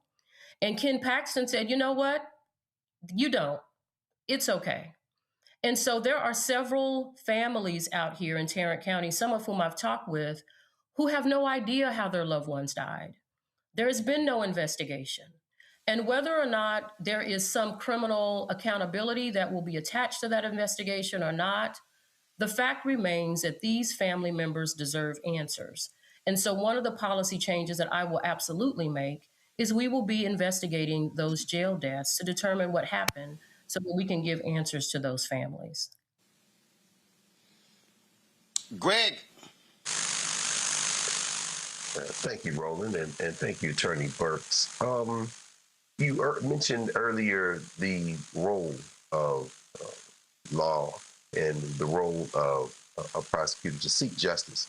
And do you mind saying a word or two about what has happened in the case of Lon Burnham and E.J. Carrion? I understand you're representing former Representative Carrion, and what happened on the 4th of August as the commission met to try to shut down 140 voting sites, and how these two men are being subjected to clearly selective prosecution in an attempt to perhaps jail them for basically speaking their mind and speaking up as citizens. Could you say something about that and how you contrasted seeking justice versus silence and criticism? Absolutely. I want to be a little careful about how I approach this answer because I do represent Mr. Burnham right now in his lawsuit. But what happened, and I think the nation saw it, everyone here saw it, is that Mr. Burnham went to the Commissioner's Court on August 4th simply to exercise his right under the First Amendment to free speech, to criticize his government about polling locations. He has long been an advocate for free and fair elections, but also against attempts to suppress the vote. And so he went there that day to speak out along with Mr. Carrion to do the same. And essentially what happened was Tim O'Hare didn't like what he heard. And he attempted to stop him from speaking. I think it's interesting, and I find it very interesting, that Mr. Burnham is charged with disrupting a public meeting. And they also added another charge, which is a Class A misdemeanor, a higher charge of hindering a public meeting. And I find it interesting that they did that because if you look at the video, I think it's very clear on who the person was that actually hindered and disrupted that meeting. And you could see that it was Tim O'Hare, the county judge himself. My client still had time on the clock. He was still attempting to exercise his rights under the First Amendment to speak. And the person that disrupted the ability of my client to speak has somehow gaslit the entire criminal justice system and turned it on its head to make it seem like it was my client that was actually disrupting that meeting. And so it is very alarming, to say the least, that our government, and specifically my opponent, who had the opportunity to look at that case file, to look at the law, because I clearly didn't read the law, and say, you know what, we don't have enough evidence here to proceed. I wrote a 3-page brief before the case was even filed, and I presented it to the DA's office. And I gave them the law and the facts and why this case does not meet the standard of beyond a reasonable doubt to prove that Mr. Lon is guilty of the offense he's charged with. And I gave them that on Tuesday, and Tuesday night, Mr. Carrion was arrested. And I sent a message to my client then, and I said, they're going to file. This doesn't have anything to do with doing what is right. This doesn't have anything to do with making sure the law is being, that people are abiding by the law. This is selective, as you put it, prosecution. And we know that because there have been other instances in Tarrant County where people have contacted the DA's office about wrongdoing, open meetings violations. Or right here in Mansfield, where I live, we had someone on the ballot who didn't tell the truth about where they lived. There was no prosecution in those cases, even when there was a request for the DA to do so. And so it's selective prosecution, and we just need to call it out for what it is. All right, folks. Tiffany Burks is running for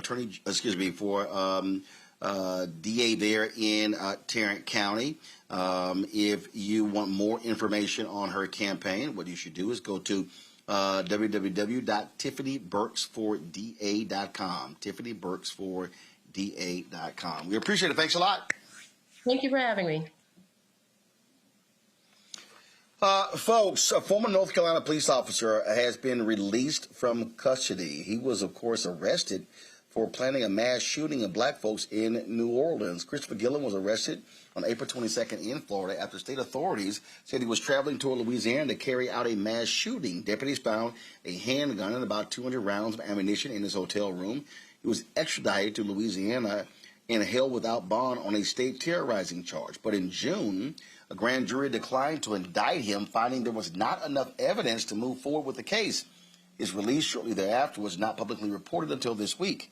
Louisiana officials say jurisdictional issues complicated the case because the alleged threat was made in North Carolina, and Gillum never entered Louisiana until after his arrest. Gillum's attorney says he is not facing charges in any other jurisdiction. Well, I sure as hell hope they are going to be watching him, Larry, because that doesn't bode well for black folks. I mean, is this supposed to make me feel safer? Because I certainly don't. And Roland, you highlighted, they're not tracking this gentleman. We don't know where he is. And so it's really concerning for me because we know of all, over the last several years, these instances in which Black people have been targeted in South Carolina, among other, Buffalo, et cetera, other places, when we're simply just living our lives and minding our business. And when you add on the extra layer of the rhetoric, directed rhetoric we've seen in Black people and other minoritized communities over the last 2 years, these kinds of stories that he was, June, it is now August. We have no idea what this gentleman is doing. And it's really concerning. And also the fact that it seems like it was like secondhand, kind of like, well, no indictment, and he's just kind of out there. And it'll be interesting if this gentleman was targeting the group with the conversation had been a lot different, and the efforts maybe in North Carolina or somewhere else in terms of holding this gentleman accountable would have been a lot different. But I think we know the answer to that question already. Wow, Reese, not enough evidence. Well, the evidence that they needed was right in front of them, that this person is a danger to Black people. So let him loose. This is Trump's America. So it doesn't surprise me at all. Great. Yeah, I agree with Reese. I mean, this is a race soldier. He is, as a race soldier, in an increasingly openly white nationalist federal government and state governments in Louisiana, in North Carolina, and Florida, he is offered protection. They didn't name the event that he was allegedly targeting, but as you say, I mean, the arrest came on the eve of the New Orleans Jazz and Heritage Festival.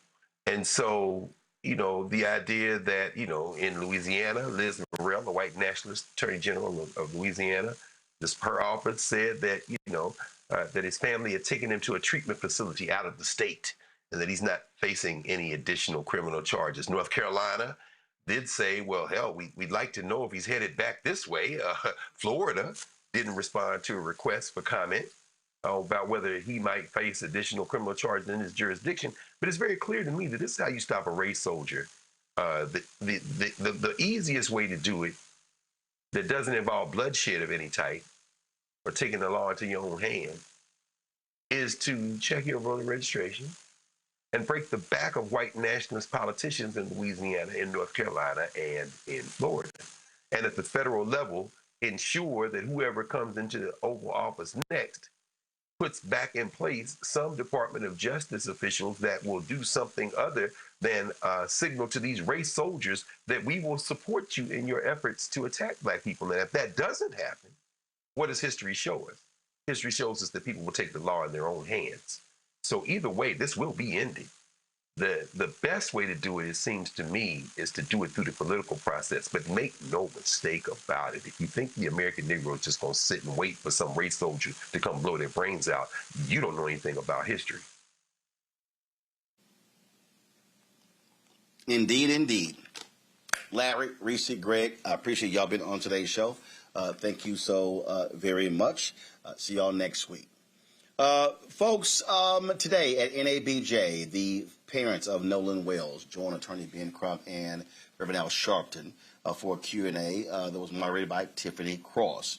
As we said earlier, we showed you extended clip of Democratic leader Hakeem Jeffries, also sitting down with NABJ President Aaron Haynes. Then, of course, also there was the news conference, and Congresswoman Lucy McBath spoke. So what we're going to do is we're going to show you the almost 40-minute discussion with the Wells family, then McBath's comments, and then we're going to show you the full of Congressman Hakeem Jeffries. And so we're going to play that. I've got some National Association of Black Journalists board duties I have to attend to.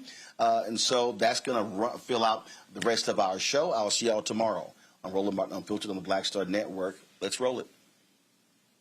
Now.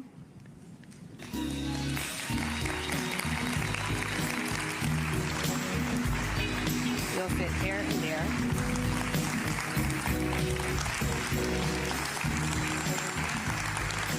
And they are joined by civil rights attorney Ben Crump and Reverend Al Sharpton.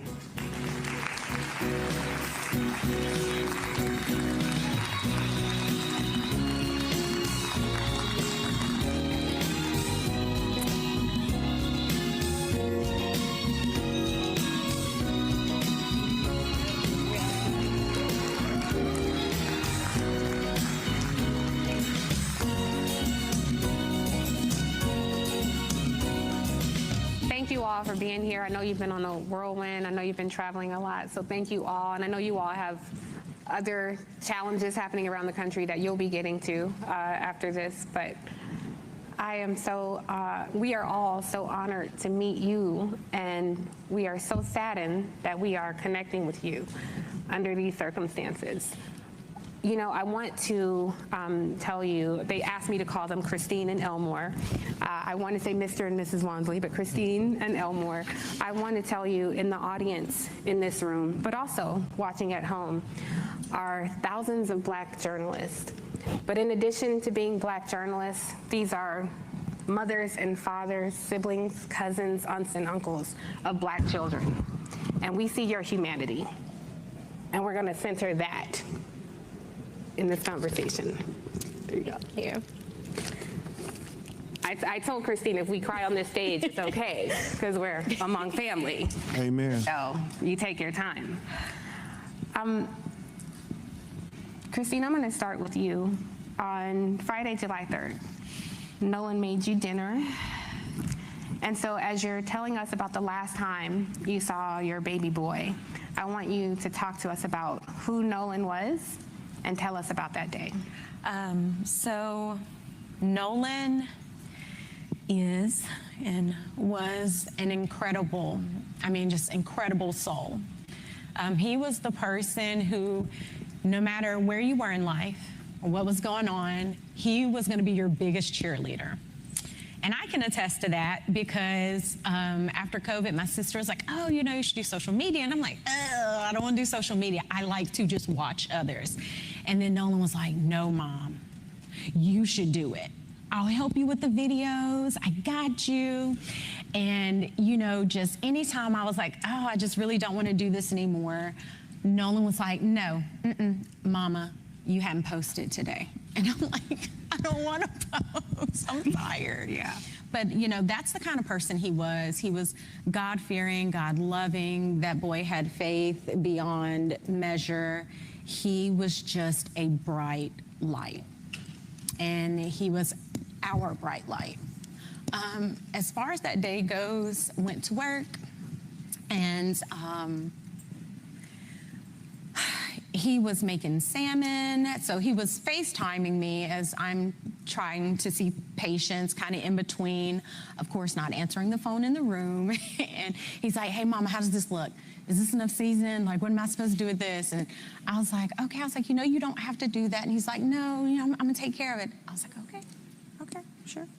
And so he finishes cooking, get home. He's like, yeah, what you know about this? And he was, guys, when I tell you, he loved to joke. Like, he was just one of those people. He wanted everyone around him to smile, be happy, feel comfortable and accepted. And that is the kind of person God made him. Us as parents, we definitely had that influence, but Nolan was just naturally a peacemaker. Yeah. And so yeah, after that it was, ate, and then he got ready to go. He did his normal, hugged us up. I love you, Mom. I was like, be safe, knowing this was going to be his last weekend before going back to school because football was starting, the summer training was starting. And this was his second year at Southwest. And so we knew this was going to be a big year for him. Dad and him had been training and doing all these things and really just kind of sitting with him and letting him know, like, hey, we're going to the next stage in your life as well as, your football career. So the focus was there, and he was ready. So he leaves that day. He leaves that day with, he drives his car, and he told us kind of a general, like, hey, we're going to go to the island. Like, we knew that. I'm staying at Jack's house. And Jax was a friend I think we've met in passing before. And that's the thing, you know, I always say there's a difference in meeting someone, knowing of someone, and then knowing someone. Knowing implies that we've sat down, we've had discussions about your hopes, your dreams, you know, knowing you, okay, hey, he stayed the night at my house, which Wyatt, one of his friends, he had stayed at our house a couple of times. And then Jax, again, that was one I just maybe saw in passing a few times. There was only a handful of young men that we actually knew, like he grew up with. And when I say grew up, I'm saying from like first grade, they've known each other all through high school now that they're graduated. And that would be like Jalen and Javon, LeBaron. Those are kids that we knew. So it's been hard seeing all this kind of play out. Yeah. And, you know, these are people that he considered friends. Yes. Dad, I want to ask you, because it was Warren Hudson, one of the people that he traveled with, who called to alert you all that Nolan was missing. Yes. So we know at 5:44, the boat returns, Nolan is not there. At 11 p.m., he calls to say Nolan is missing. I wonder if either of you, whoever wants to answer, what happened in those few hours that prompted Warren to be concerned? I'm not quite sure what would prompt him to be concerned, but all I can say is what I did that day. So me and my sister, we made an order of pancit, which is a Filipino noodle dish for one of our friends. They were having a big family get-together, and we really didn't have anything planned for the 4th. So me and my sister are, you know, cleaning up, and this is about 8. And she's like, hey, you know, Nolan hasn't texted us. Like, and that was the thing. Nolan was really big with communication with us, right? And so I call him, doesn't answer. I end the call. Call back, and this is probably, I think, maybe around 8. Don't quote me on the times, guys. So then I call again later around 8, still no answer. And then I want to say I called one more time, and I think that was at like 10:48. So I'm in the kitchen, my phone rings. Now this is probably like early 11 o'clock, somewhere around there. Phone rings when I make it back to the phone, and I'm like, whose number is this? Because, you know, we get weird phone calls sometimes. They didn't leave a message. Number pops back up. I pick up the phone because it says maybe Warren. And I'm like, Warren? So this is 11:07. That's per my cell phone records. So I answered the phone. He's like, hey, Miss Christine, have you seen or talked to Nolan? I said, no. Why? He should be with you guys. And he said, oh, no, well, you know, when we went to the island, there was a girl named Katie that he met, and he had decided to stay behind. And I said, what? Because we know our child. And Nolan isn't one to be like, oh, well, I'm just going to throw caution to the wind, and I'm going to stay here with this girl that I just met. So I'm on the phone with him. Now I'm in a panic. I'm running into my room. Elmore was in bed watching a different movie, and I'm like frantic. He's like, what's going on? I'm like, Nolan is missing. I'm trying to pull up the GPS as I'm talking to him. And at some point, he tells me that, I was like, well, you know, his phone says GPS Life 360, not Snapchat. Right. Life 360 says that he's on land. And he was like, well, no, I mean, you know, well, we have his phone. And I'm like, wait, what? And I'm like, okay. Because at that point, you're telling me, this is coming from Warren, don't worry about it. We're going to find him. It's going to be okay.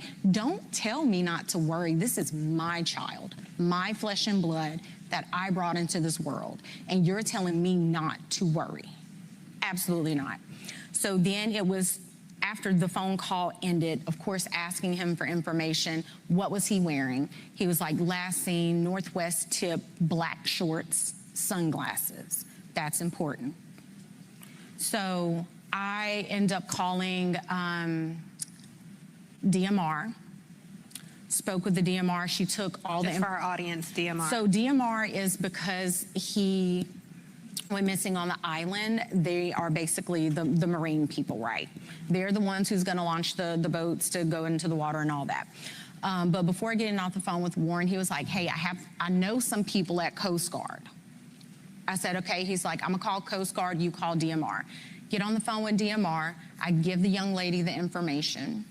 And she tells me, hey, you know, I got this, let me call you back. Because she was like, I'm not sure if this is gonna be in our jurisdiction, essentially. So then she calls back and she tells me, okay, yeah, you know, we spoke with Coast Guard. And I'm like, okay, but they're like, this isn't our jurisdiction. You have to contact the city of Ocean Springs. I said, okay, hang up the phone, call an Ocean Springs Police Department. They say, hey, you have to physically come down and give a report. I said, okay. So on our way, because we don't live that far from the police station, on our way there, I was like, well, let me stop by the hospital, because there's a hospital that's maybe 5 minutes up the road from our house. Stop by there. I'm like, hey, have you guys seen this kid? Has he been brought in? The lady's like, no, ma'am, you know, we hadn't. I said, okay, thank you. Run out. We go to the police department. Get to the police station, and the officer basically says, again, this is out of our jurisdiction. And at that point, I'm like, my God, who am I supposed to talk to? Who is supposed to help me with this? So then he said, it's going to be, you would have to call DMR. I was like, we've already called DMR. DMR said it's not in their jurisdiction. So we end up, I think at some point I had called Jackson County Sheriff's Office, yeah. So she calls back and she's like, hey, are you there? I said, yes, we're here, but he's telling us the same thing you guys told us, which is no, we can't take it.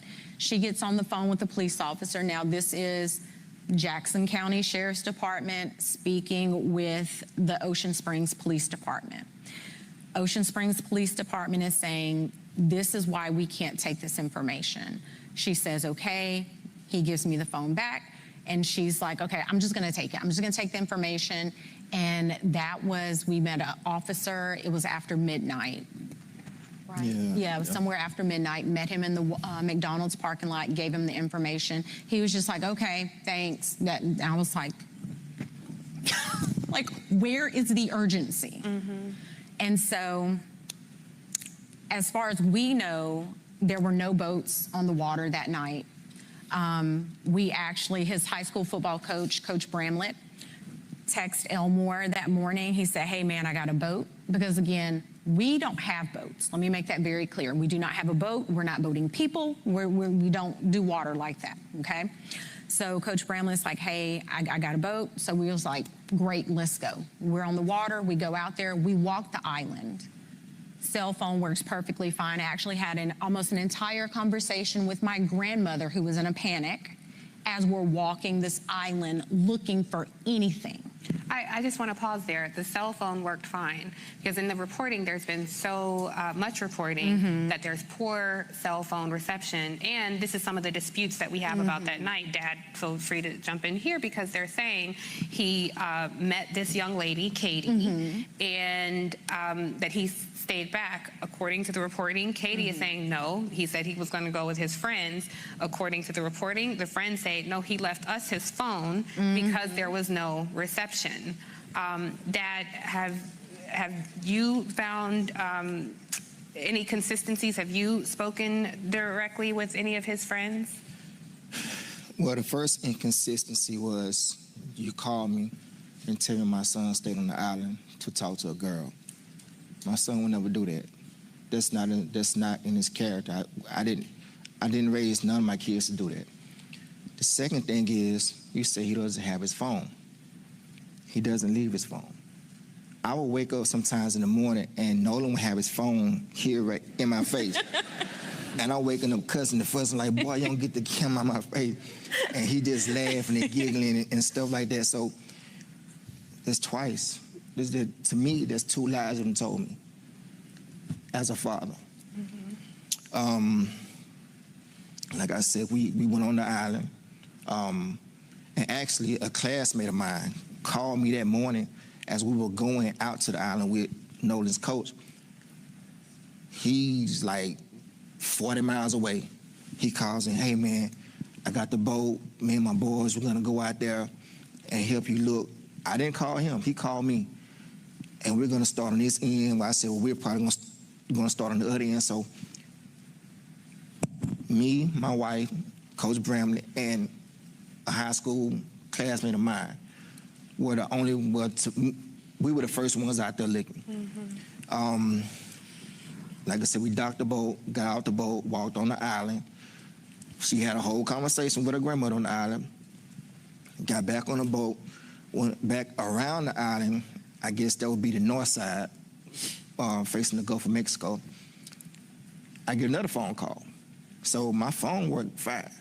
So this whole thing about not having phone service, I don't know. I don't know if it's the carrier or what, but ours worked fine. I think those around maybe 8 o'clock. Yeah, because we finished up around. Who was it? Jackson County or the? Yeah, Jackson County Sheriff. Finally showed up. Yeah. A couple of boats, they finally showed up. By that time, I was like, he's not out here. I was more focused that he was at someone's house. That was the So, that's where my hopes and feelings were. So we left. The county stayed out there. My friend, he stayed out there because he called. He was like, well, we're going to stay out here a little bit longer. I said, okay, I appreciate it. So we leave. Then I would say maybe a couple hours later, my friend calls me back, and he said, well, we're going to give it and go. But he said, look, I can gas the boat back up, and if you want to go back out there, we can go back out there. I said, I don't want to go back out to the island. I have a feeling that he's not there, and I don't want to go back to the island. So he said, he offered, he said, well, if you do, we can go right now. I said, don't worry about it. I appreciate you coming out there. But he said at that time that helicopters were out there, more Coast Guard, more people out there. So we get back on land, and as far as the keys, what was that night? Or was it? That was that night. That was the night like to call. Okay, let me back up. As far as getting the car back, after we gave our report to Jackson County, the sheriff department that night, we were trying to figure out who to get a report to. We had a friend in the family that located his phone. We wasn't there to get the phone, but apparently there was some kind of friction with getting his phone. Yeah. We don't And know it was what the friction So was. the phone and the key were at the same location, which was Jack's house. Okay. And again, all of these kids share their locations on Snapchat. And so she was like, hey, I can go pick his phone up, not thinking that his car is there, you know. Which she stopped everything she was doing. Her and the boys, they went out. Like, we were all out searching for him that night. And yeah, like Elmore was saying, there was an issue, some type of friction. The cops ended up coming and they left. And so then kind of the same thing when we came to pick up the key, Elmore went up there asking for the key, didn't know where the key was, and all of a sudden we know where the key is. But see, hold on. But see, this is another thing that bothered me too. When we got to the house, you know, it was some of his other friends were there, you know, and they were, you know, beating on the door like, "Where Nolan there? Where Nolan there?" You know, beating on the door trying to get in the house. So I walk up to the door and I'm calming them down because for one, okay, you're allowed. Two, you're in these people's house. So if you tear these people's house up, that's gonna be a whole nother issue. I don't want y'all bothering it. And three, I need you guys to calm down, and I need them to kind of trust me as being an adult so I can get something out of them. So I get them out the house, and then Jax finally comes down the stairs, I guess in the room. Hair all messed up like he just woke up, whatever. I said, look, I'm Nolan's father. His car's outside. I need to get his car and all his personal effects that may be left over here. And he goes, oh man, Nolan was like my brother. I said, Nolan was like my brother. I said, well, if Nolan was like your brother, would you please go and get everything of his so I can get his car, I can go home. So he walks off. 2 or 3 minutes later, he come back. I don't see the keys. Okay. So I leave out the house, go back outside, stand by the car. During that time, one of the guys that was in the house, one of the other friends, he was on the phone with a girl who was apparently there with them earlier that day. And she was telling him that his keys was on top of the Xbox in his room. So he goes back up to the door by himself, and we're still out by the car. And lo and behold, here comes the keys. So now to me, you lied to me 3 times. I don't believe nothing that you tell me from here on out. And this is Jax. This is Jax. And eventually he does give you the keys. Yeah, eventually give me. But there was friction getting the keys. Yes. So for one, you tell me my son is on left still on the island with a girl. 2, you have his phone. And 3, you don't give me the keys when I ask. I don't know any father who would believe just if one of my friends did that. I'm gonna be cordial with you, but I'm gonna watch you. And I just. Ben, I want to ask you, because I'm hearing these 2 parents who essentially had to become search and rescue or law enforcement, looking for their own child with such a lack of urgency on behalf of law enforcement. Obviously, we're talking to Black journalists. We can't ignore the ugly racial history of Mississippi. I looked into the demographics of the Jackson County Sheriff Department. It's quite asymmetrical, but also just the general attitude and the lack of value when it comes to Black life. Does this sound like a normal process for when an 18-year-old goes missing to you? What holes have you seen in your looking into this case? Tiffany, that was the question that Christine and Elmore had when they first called us. They wanted the truth of what happened to their 18-year-old son, Nolan Wells, and they had concerns whether they were going to get a fair and impartial investigation. And from that day to this one, it has been the same objective: to have truth, transparency, and find out what happened to Nolan. They said, we want a thorough investigation, because when they found Nolan, they expressed to me that the sheriff had already said no foul play. And they was like, no, my son, he knows how to swim. Our son is a college athlete. Our son is in great shape. We don't believe that he just drowned and nobody knows nothing. Nobody saw nothing. I mean, there are about 300, 400 people on the island. And so that's what they were saying. We want to know what happened. We want truth. We want transparency. We don't want his death to be swept under the rug. Well, just so to make sure the audience and the people watching at home know, so they did declare very quickly, as you're noting, that he drowned when his body was recovered on July 6th. Mom and Dad and you all know that he is a student athlete, able to swim. On July 4th on Horn Island, it was very crowded. Certainly the suggestion is someone would have seen a child in distress. There is going to be the convening of a grand jury.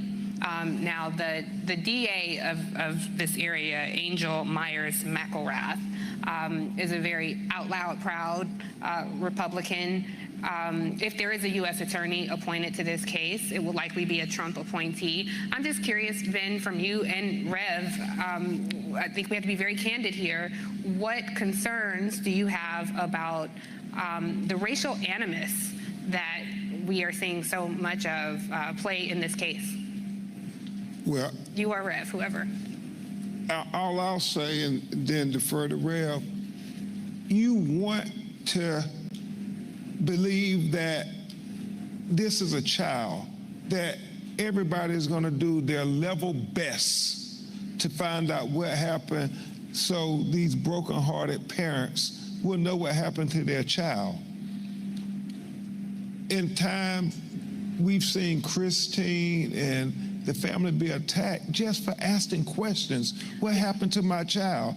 Trying to say, no, we want to question this part of the investigation, that part of the investigation, because day one you said no foul play, but tell me now, what are you doing to be able to get us to the truth? And that is it causes them sleepless nights. We talk at night. And so trust but verify. We are trying to cooperate everything we can do to say, hey, we want to help, but we want you to give them a thorough investigation. We want you to do for him what you would do for your child. Rev, I'm going to come to you in a sec, but you brought up something, Ben, about attacks. And certainly as journalists, we have a keen eye, and I have noticed that the narrative around this story has shifted to the threats that are going to the young men who was with Nolan. They've hired attorneys who previously represented Donald Trump in cases. They've gone on very MAGA-friendly podcasts. And I just want to make sure that we keep the main thing, the narrative to the victim, to the actual child who died. And I'm curious, Christine, if you can weigh in on what threats have you and your family experienced? So there have been a big smear campaign, just not only professionally, but personally for me. And they attacked your nursing license. Yes, so it started out with 1-star reviews of people saying they saw me. My office verified that these were incorrect. And then it went so much as to someone contacted the Board of Nursing, and then that opened the investigation for the professional misconduct. There was no evidence presented for that claim.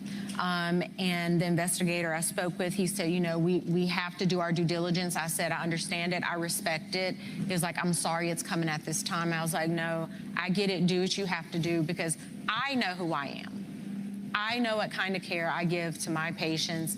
I know the relationship that we have. And I'm grateful that my patients, a lot of them, are still trusting and loving in the care that they know they're going to get with me. And so these attacks are not going to, it's not going to break me. I have to find out.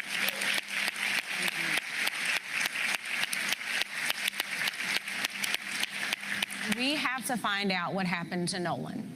That is the only question we've ever asked. We've never blamed anyone. We've never tried to smear anyone. I know I heard something about the picture. That picture was sent to me because this is a picture of him on the boat. On the boat with the people. Yes. And what it was is they were like, the person was like, Miss Christine, the information is incorrect. This is what he was wearing. Because initially he was in black shorts, which again, that is the information I received from Warren, verbally and via text. When she sent me that picture, I was like, oh, completely different color. These are like a blue-gray short. So we had to correct that. But I'm grateful, we are grateful to all of you. Thank you for keeping our son's story alive. And thank you so much, Tiffany, for having us. I think that's part of our assignment here, our responsibility. So often in newsrooms, we have to defend and define Black life and defend and define our own humanity.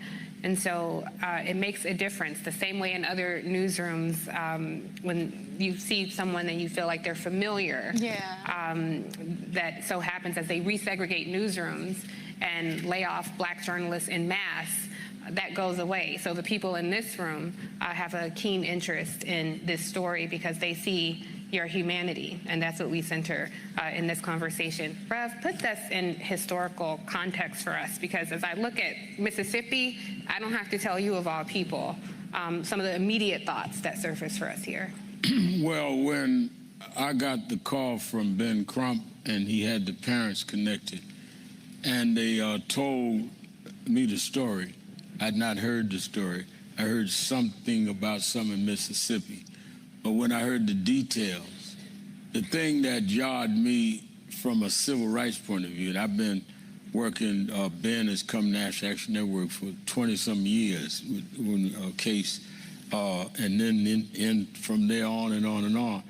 And if it's not a civil rights position, we don't get involved.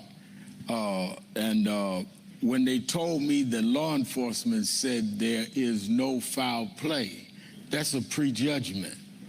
And I said, wait a minute, They said, the parents repeated to me on the phone, I said, they said it was, this 2 days after it happened. And how do you investigate and there's no foul play and you don't even know what happened yet? So that's what perked my interest. So I said that, well, we'll be involved and we'll help to the best of our ability. Talked another day or two. I said, y'all come to New York, we'll have a national press conference. That's how we broke the story. The first national press conference they did at our headquarters, National Action Network. And then all of a sudden, it was all of this attack for getting involved. And so, and they asked me to do the eulogy. I said, we'll take care of the funeral. Tyler Perry called me and said, no, I'll take care of it. So the thing that bothered me, one, it was prejudgment. Second, the parents of the guys that were with him started talking about they was going to sue us for getting involved. And sue, I don't even know the kid's name. So you can't say I defame your son. I don't know your son's name. But I will say this on this stage, I want them to sue me first. And I'll tell you why. No, I'll tell you why. And National Action Network, you serve the papers, because I want to depose your son. If you sue, the plaintiffs are deposed. So rather than us depend on a Mississippi DA who's already had people saying it was no foul, let's go to civil court, any kind of court you want to go to, because you can't make this make sense. And direct to your point, Tiffany, as I said in the eulogy that I did, I don't know what happened. The parents never said they knew what happened. They never said it was racial. I don't know it was racist, but they don't know it wasn't racist. You don't know what happened. So why are you prejudging it unless something is there you don't want out? Second thing is, you know, and I said this to Elmer and Kristen, I had hurt my knee. I had torn my meniscus. And when I tore it, I told Ben the truth. I did it working out one morning, but I told them I got it because I was on my knees praying too much. But anyway, when they took me to say they may have to do surgery, the first thing they said is, well, we got to get your medical history from your primary doctor. I said, okay. So I said in the eulogy that I don't know what happened, but I got your history in Mississippi. And the history tells me black boy go out with 3 white kids come back. There's a blurred story on what happened. Now y'all all hostile and all upset. Didn't have the keys, but then you had the keys. Some about this don't make sense given your history. And I'm gonna stay on this until we find out what happened. It may be nothing, but we're not gonna leave that up to chance with people that are distorted. We gonna stay on this case. And lastly, since they want to talk about lawsuits, one of the things tying your morning together, Tiffany, they may come back, as you suggested, playing right-wing politics with this, with the local prosecutor, maybe even with the federal people. But if we have a change in January and there is a Democratic House, I said that if Hakeem becomes the speaker, he needs to have the chair of judiciary, subpoena them to the Judiciary Department, testify on those. That's what this vote means. We need to have a check and balance of government so that we got somewhere to go. We can't depend to go to Trump's Justice Department. So we need to really mobilize so people like these 2 parents can protect their children. Yeah, absolutely.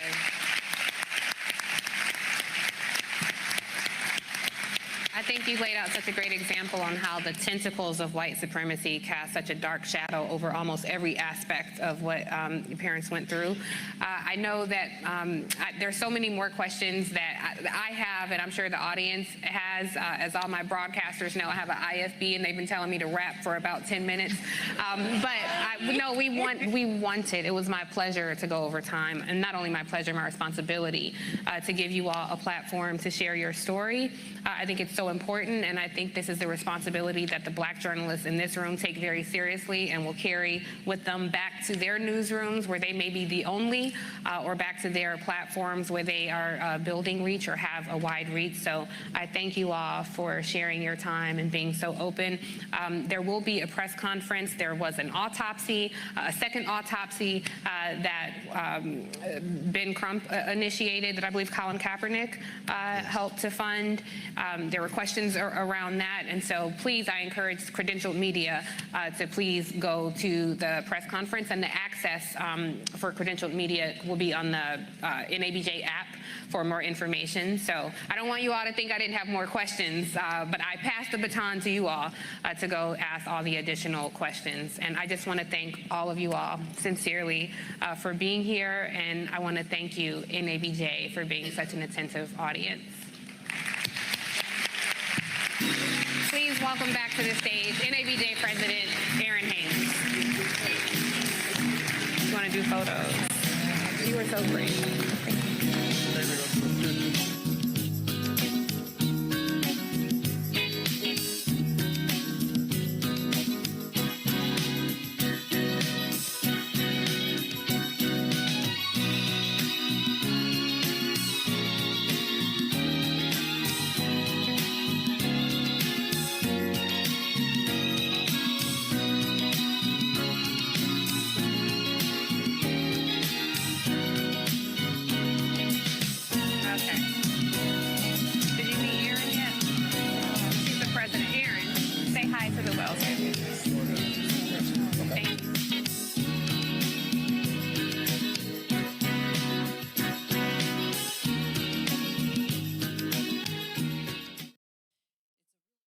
Occasion that we're here again. I was just saying to my staff on the way in, it's like this brings back so many vivid memories for me and my own family, having lost Jordan to unnecessary gun violence in November 2012, Black Friday, simply because he was Black and playing loud music in his car. And so here we are again today, here for the loss of another Black young man in our community. And we find ourselves asking the same questions. How did it happen? Why did it happen? And this family stands here demanding answers. This family deserves answers. I myself sought the same justice for my son Jordan that they're seeking for theirs, and they deserve answers. Amen. And they deserve justice. Amen. Justice that should not be denied this family, or should it ever be denied to any of our children or our lost loved ones. As a member of the Congressional Black Caucus, I'm the second vice chair of the Congressional Black Caucus. We are demanding a full federal investigation. Kash Patel, we're demanding a full federal investigation as to what has actually happened to Nolan Wells. We want to make sure that every stone is unturned because his life matters. All of our children's and our families' lives matter. And we must fight back. We must stand up, and we must demand accountability for this family's loss. We cannot turn a blind eye to what continues to happen again and again and again. That's the reason why I ran for Congress, to make sure that we continue to put a face on what's happening to our families and our communities every single day. We must say Nolan's name. Amen. Say his name. Lift his name. And as the national Black journalist of this country, you have the ability to be able to lift this story and not let it die. We see over and over again these kinds of tragedies in our communities that continue to happen. And they make it to CNN. They make it to MSN Now. They make it to our local news for maybe 30 days, if that. And then the stories are gone, and the carnage is left with the families and the communities that have lost someone that they love. So I thank the National Black Journalists. Thank you for lifting this family story. Do not let it die. Continue to say his name.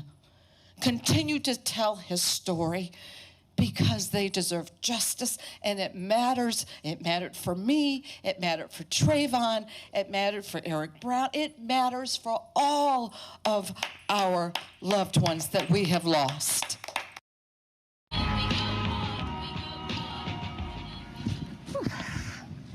All right, now do you want to go ahead and get your Knicks references out of the way before we get started, or what? All of y'all get it out of your system right now before we get started. Orange and blue skies. Now, also, before we get started, I should note that this audience can submit questions online. So what you want to do is you want to look for the prompt to do so on your NABJ app. It's under the Newsmaker Plenary event, okay? All right, well, Leader Jeffries, let's get started. Now, you're about 82 days out from the midterm elections, which are going to decide which party controls Congress. But today you're here with us in Atlanta, Georgia, in a room full of Black journalists. What is your message to this audience in this moment? Well, good morning, everyone. Thank you, Erin, for your leadership, and to NABJ. Thank you for what you do. This is a moment of peril, but a moment when the press overall, and I think the Black press in particular, is needed. Your independence, your voice, your authenticity, and your connection to the communities that you cover, as well as to the country. Our journey as African Americans, of course, has been a freedom struggle from the very beginning, and we've been on a long walk toward freedom, with fits and starts, with progress and backlash. That has been, the reality of our walk over the last 250 years. But every step of the way, the Black press, in covering that journey authentically, has been an important part of making sure that truth is being spoken to power. And we need truth spoken to power now more than ever. Yeah. And what do you see the role of Black journalists in doing that, especially with the truth being under attack and under threat from the highest levels of our government? Well, in my view, what we're dealing with in terms of the opposition right now is three diabolical elements. Facts don't matter. Hypocrisy is not a constraint to their behavior. These extremists will say one thing and then they'll do the exact opposite. And I'm convinced that they believe that shamelessness is a superpower. So when you're dealing with that kind of adversary, or at least that kind of entity, the Trump cartel, sitting in the White House, highest office in the land, then being unbossed, unafraid, in terms of speaking truth to power in that regard, is going to be critically important. Now, I think the American people aren't buying what they're selling, because we've seen historic disapproval across almost every measure, right? That's general disapproval, that's the economy, certainly that's healthcare, even immigration enforcement, and certainly this reckless and costly war of choice in Iran. Yeah. Well, I want to go back in time a little bit, because when you came into Congress in 2013, John Boehner was the House Speaker. Nancy Pelosi was in your position now as Minority Leader, and you were 44 years old. A lot of people saw you as a firebrand progressive coming in with a lot of big ideas on criminal justice, on I think I was 42, but not that I'm... Well, fact check me. Economic opportunity, on generational change. Do you recognize that progressive platform in what the progressive wing of your party is fighting for now? Yeah, I do think that we are in an important moment of generational change. And, I give a lot of credit to Speaker Pelosi, then Majority Whip Clyburn, Majority Leader Hoyer, who in 2022 decided that they were going to voluntarily pass the baton to the next generation of House Democrats across the board in leadership and beyond. So that's a transition that, of course, is necessarily underway.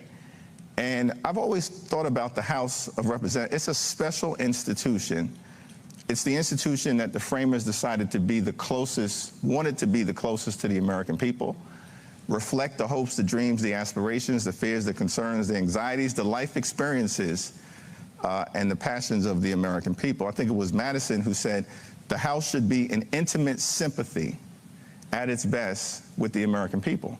And so in order for that to happen, I think transition, change, renewal will continue to be an important part of the story. And that energy is being brought to the House in a variety of different ways, including from our progressive members. Yeah, I mean, I think we could see that with these midterm elections in November. You've got the Democratic Socialists of America, DSA, with several candidates who are on the ballot headed into these midterm elections.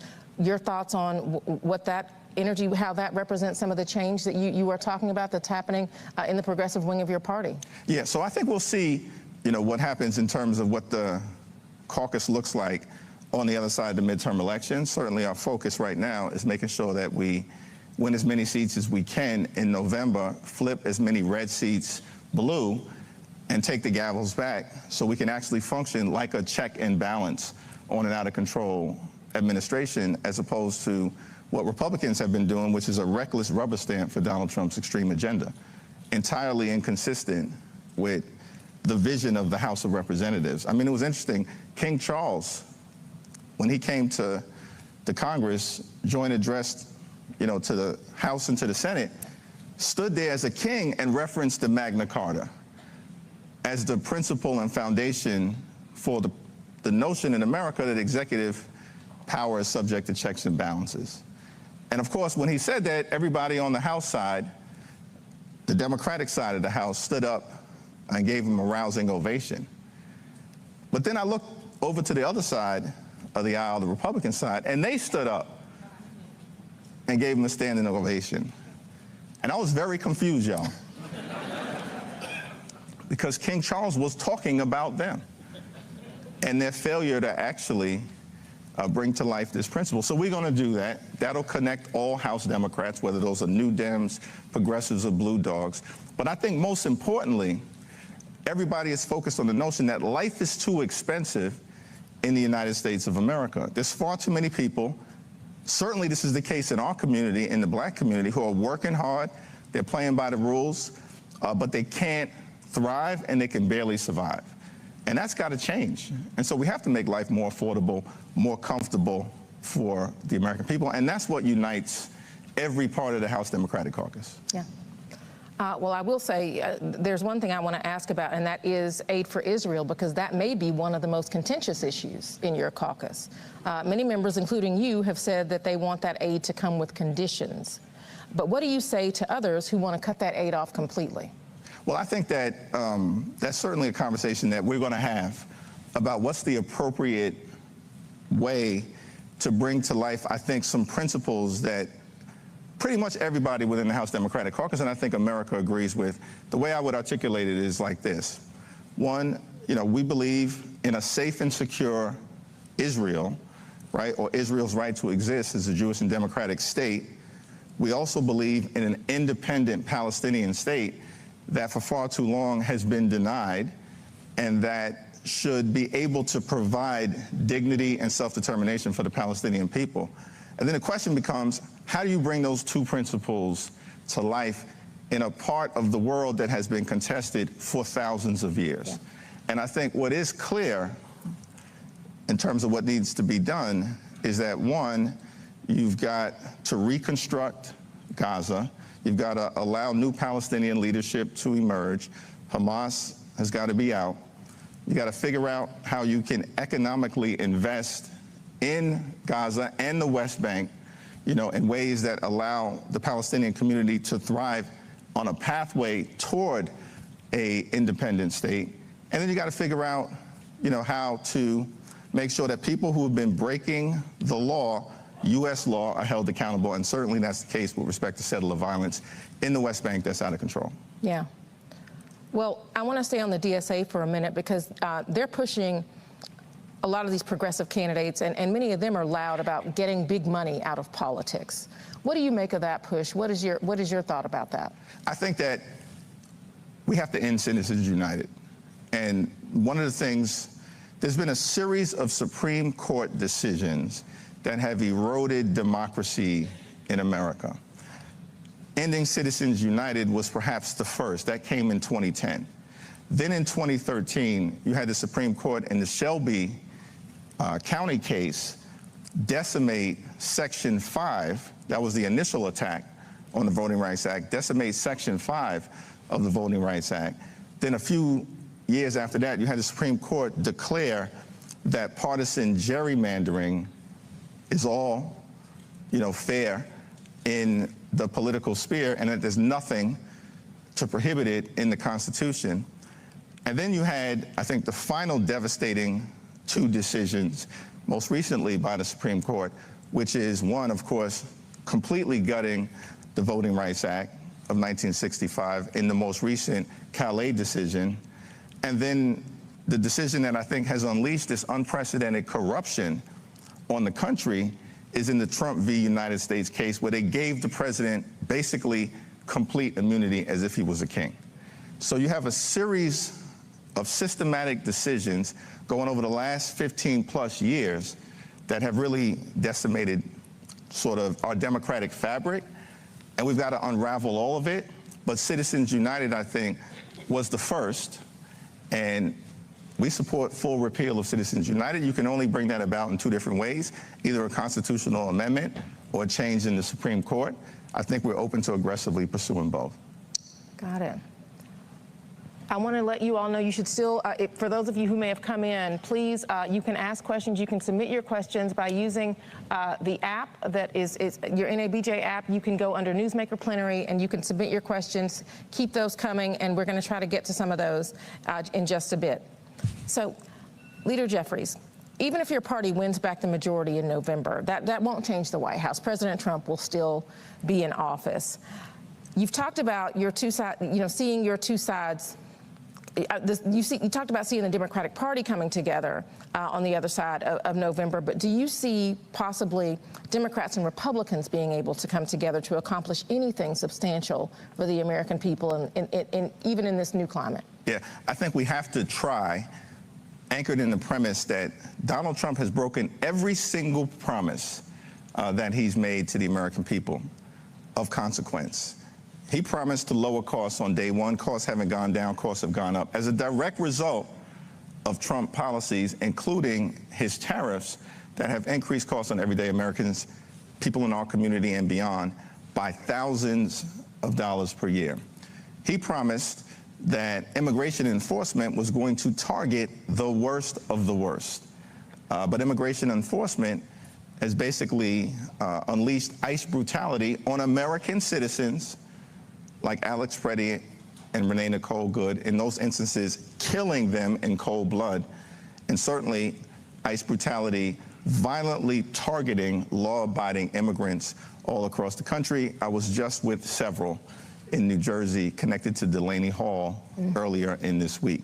He broke that promise. He promised to release the Epstein files, broke that promise. We forced a vote on the issue. About half the files have been released, the other half still being subjected to a cover-up by the Department of Justice. Donald Trump promised, right, to love and cherish Medicaid, then enacted the largest cut to Medicaid in American history, costing about 14 million Americans their health care and devastating hospitals, nursing homes, and community-based health clinics in our communities and in rural America, the heartland of America, and all across America. And then lastly, of course, this guy promised that he was in office not to start endless wars in the Middle East, but to stop them. And then turned around and got us involved in the reckless war of choice in Iran. So he's broken every promise that he's made. Now, down the stretch, we've made clear to the American people, we're fighting for an affordable America. And we've said that looks like three different things: on costs, on care, and then on corruption. On costs, we got to lower the cost of groceries, of gasoline, of housing, because life is far too expensive. On health care, we've said, look, this is the wealthiest country in the history of the world. We've got to make health care affordable for every single American, and that's our commitment. Reverse the damage that's been done and then build something better. And then on corruption, our view has been I don't know that we'll get partnership on corruption, but we'll try to seek some common sense Republicans, the few that are left in Washington, to work with us on costs and on health care. But on corruption, we've said, if you've got people in office who are focused primarily in enriching themselves, their family, their friends, and their donors, then they're not focused on making life more affordable for the American people. And so from beginning on day one, we're going to hold the crooks accountable. These are the explicit promises that we're making to the American people, and we have a responsibility to try to bring that about. And if we're in a divided government scenario, we can do the accountability stuff in the majority on our own, holding gavels and subpoena power. But in terms of actually moving legislation that makes life better for the American people, we'll need a handful of Republicans to join us. Now, we've forced Republicans to join us in the House on a variety of different issues, including extending the Affordable Care Act tax credits for 3 years on our terms, forced that vote, and then won that vote in January. I think in the majority, we'll have the ability to do more. Well, I want to back up to before day one and think about the other side of the November election, because, you know, in 2020, when you were able to regain control, there was an insurrection at the U.S. Capitol. Are you concerned about possible backlash after the November election? Well, I think we're operating under the premise that the Trump administration and that Republicans have adopted voter suppression as an electoral strategy. And they're going to do everything they can to try to rig the election in their favor. We've already seen that through the gerrymandering efforts. And then the Supreme Court aided and abetted the MAGA extremists by unleashing Jim Crow-like tactics in the South. And, you know, we've seen that now in Tennessee and in Louisiana and in Alabama. Certainly in Alabama, Shamari figures running hard, and I believe he's going to hold that seat, but making it very difficult for the African-American community to elect a candidate of their choice in all three places. Certainly that's the case in Tennessee and in Louisiana, with Cleo Fields deciding not to seek re-election as a result of what has happened. So we're operating under the premise that we've got to put together the largest voter protection effort in the history of the country. And that's what we've been doing. House Democrats, Senate Democrats, Democratic Governors Association, the Democratic Attorney Generals Association, the Democratic Secretaries of State Association, and then working in concert with civil society, the faith community, civil rights groups, organized labor, as well as civil liberties groups and good government groups. It will be the largest voter protection effort in the history of the country.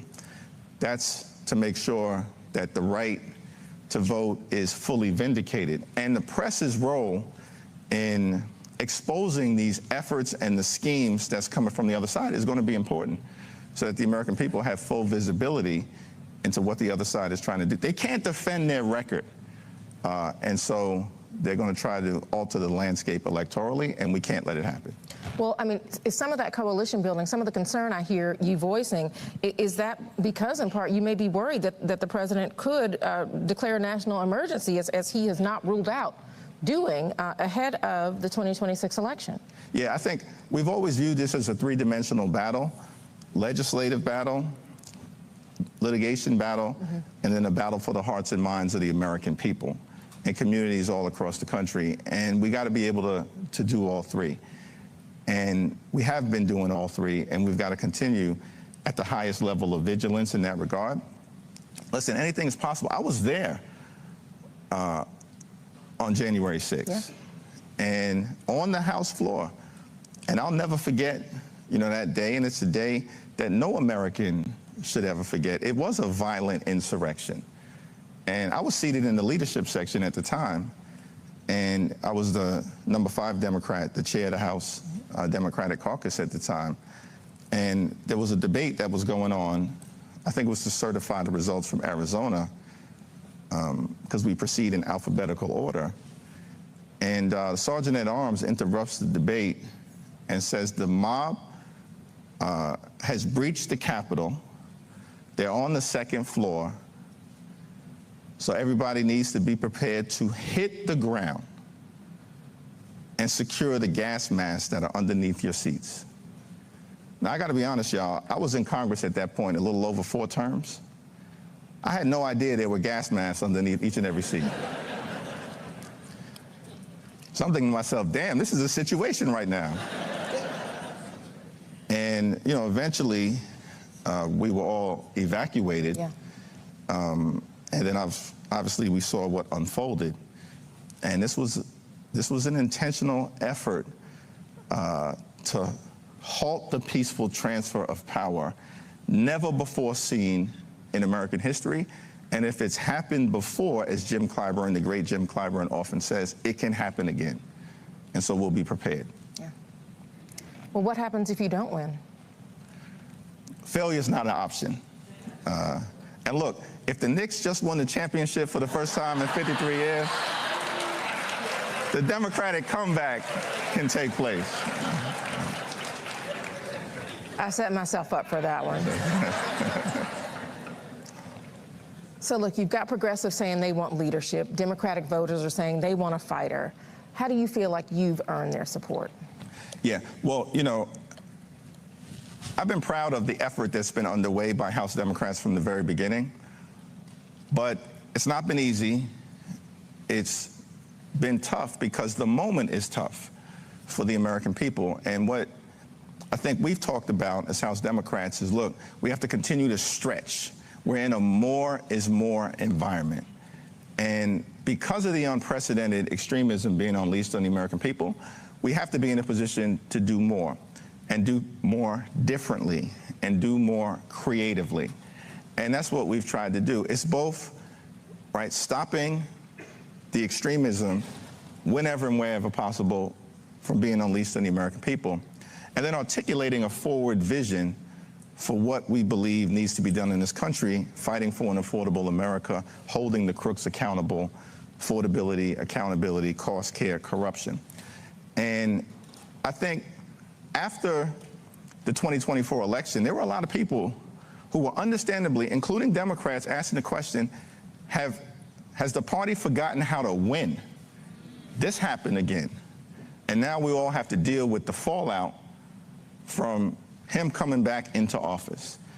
I think what we have shown collectively, and this is because of the American people over the last 18 plus months, is that we've won every meaningful election up and down the ballot across the country, at the local level, at the city level, at the county level, and certainly at the state level. I think there's something like 31 legislative seats that have changed hands over the last 18 months. All 31 of those seats have been won by Democrats. Republicans haven't flipped a single seat. And we've seen, you know, movements emerge and different type of candidates get elected in New York City, in New Jersey, in Virginia, Prop 50 in California, across the board. So I do think that we've turned the corner, but we, of course, have to finish the job. And finishing the job is not the November midterm elections. That's just the beginning of the end. It's not the end. We can cut his presidency legislatively in half by winning the midterm elections, and that's incredibly important. But then we've got to turn this situation around. And by the way, I should just say, this is not all political. We are in a backlash moment, and the people in this room have been on the wrong side of that backlash, as have many in our community across the country. But we're in a backlash moment in America, and you know, we've seen from the very beginning of our journey, whenever progress is made in this country, it often triggers a backlash. And we had the progress of emancipation, the progress of Reconstruction. And then after 13 or 14 years, that progress is short-circuited by a backlash and the rise of Jim Crow, the rise of the KKK, the lynching epidemic, Plessy versus Ferguson. And it takes almost 100 years to unravel that backlash. And then a new generation emerges, civil rights heroes and foot soldiers, to usher in a new era of progress for our community and for America through the civil rights legislation that was historic Voting Rights Act, Civil Rights Act, Fair Housing Act, Great Society programs that Dr. King and others fought for, Medicare, Medicaid, Head Start, Immigration and Naturalization Act of 1965, things of that nature. But then that immediately is followed by a backlash with the election of Richard Nixon in 1968, who ran on a platform of capitalizing on the anxiety to all the progress that had just been made. And then in his first term, declares a war on drugs, which is a war on us. And when he declares drug abuse public enemy number one in his first term, in the summer of 1971, there are less than 300,000 people incarcerated in America. Today, about 2.2 million, disproportionately Black, Latino, or low income of every race. Progress followed by backlash. And then you have what I believe was a third moment of progress in this country, and that's the election of Barack Obama. Historic election, incredible thing for us to go from the outhouse to the White House. And of course it represented significant progress, and some incredible things, including the Affordable Care Act, were accomplished. And our children being able to look at a President Obama, a First Lady Michelle Obama, their eloquence, their brilliance, their class, their character. Of course, Sasha, Malia, and Grandma all being up in the White House as well. What an incredible thing, that progress. But you remember, many were asking the question at the time, does this mean that America has now entered into a post-racial phase? That's the question, Roland remembers, that was being asked at the time. Those of us who have studied history know that though it was meaningful progress, it also meant that it was about to trigger a ferocious backlash. And that's exactly the moment that we're in right now. And we've got to show up with character and courage and conviction to get through it. Yeah. Well, I want to get to a couple of questions from the audience, if we can. You talked about the Voting Rights Act. We've got a question asking, why didn't Congress pass the John Lewis Voting Rights Act between 2021 and 2023 when it was introduced and Democrats held majority in all three branches? And if you all are victorious in November, should you be the next speaker, would this be one of your first priorities? Yeah, absolutely. I've said that publicly on the campaign trail, on the floor of the House, and all across America. And just a nuance to that question, the House did pass the John Robert Lewis Voting Rights Advancement Act under the leadership of Terry Sewell and the CBC, not once, but twice.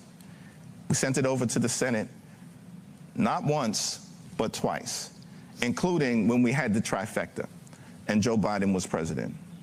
And unfortunately, you had though we had 51 Democrats, there were 2 Democrats at the time. I guess they maybe have been independents caucusing with the Democrats, who chose not to create an exception to the filibuster in order to allow voting rights to be fully brought to life in the United States of America. And that was a mistake. And what we've seen from the other side is that when they have power, they use it. And so I think one of the lessons has to be, when we have the ability to move forward and get meaningful things done, we've got to use it. And President Obama, by the way, here in Atlanta in 2020, during John Lewis's funeral, pointed out, President Obama, that the filibuster is a relic of the past and needs to be reformed. Yeah. And we certainly support filibuster reform. Well, talking about reform, we have another question. It's about the Supreme Court. You mentioned 2 ways that the Supreme Court could be overhauled. Could you expand on that, and are Democrats prepared to take action on that now? In my view, dramatic Supreme Court reform is necessary. And, you know, I'm going to leave it to the Democrats on the Judiciary Committee led by Jamie Raskin, who will be the next chair. The American people give us the ability to govern on their behalf in the majority. And there's a variety of different options that are on the table, and I think that we can't foreclose any single one of them. The Supreme Court, the conservative right-wing majority on the Supreme Court has become, you know, basically a subsidiary of the MAGA Republican Party. That's what that decision in Calais said to me. And then they turned around when a court in Alabama, right, a 3-judge panel in Alabama, found that the new map that Alabama Republicans wanted to put in place that would gut the second black opportunity to elect district, the district that Shamari Figures now holds. That 3-judge panel said that it was an attack, a racially motivated attack on black voters in Alabama. One of those judges, I believe, was appointed by Ronald Reagan, and the other 2 were appointed by Donald Trump. If a 3-judge federal panel appointed by Republican judges, 2 of whom were appointed by the current president, could conclude that that was a racially motivated map attacking black voters, and the Supreme Court steps in and overturns that decision, it tells me that they don't have the credibility for us to move forward acting like everything is okay and the status quo is acceptable. It's not, and we're going to push for dramatic reform of the Supreme Court. Well, Leader Jeffries, thank you again for coming here, being with us, answering some of the questions from the black journalists in the room, and talking here with me. Thank you, Erin. You got it.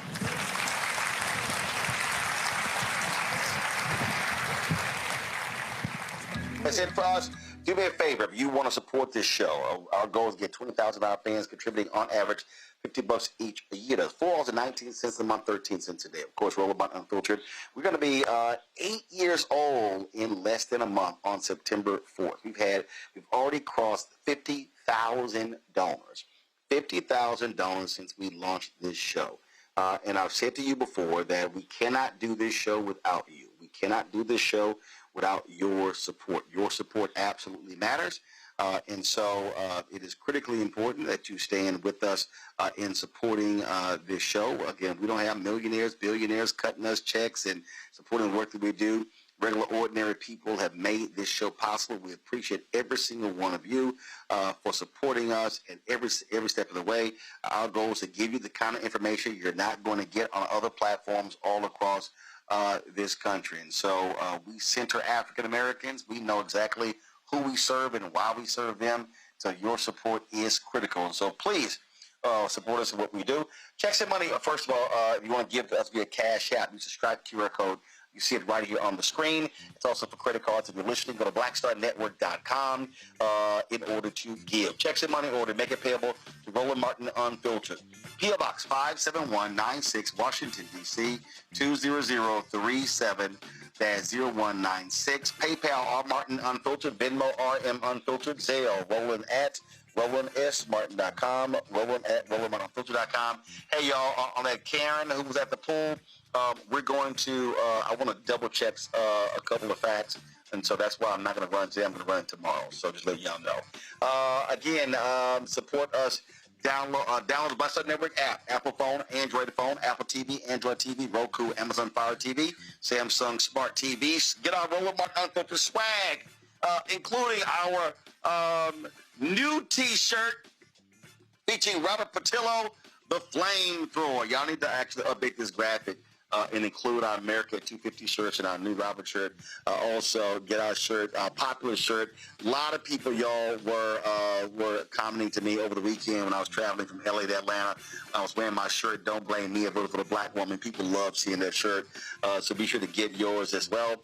Support our black-owned companies by going to shopblackstarnetwork.com. Every product that you see right here in the studio, every single product, these are all black-owned companies, and please support them. Every single product that you see here, when you buy their products from blackstarnetwork.com, then you also are supporting us as well. So shop blackstarnetwork.com, go to our marketplace. Download the app Fan Base. Follow me at Roland S. Martin as well. Folks, that's it. I'll see y'all tomorrow right here, Roland Martin Unfiltered on the Black Star Network. Out!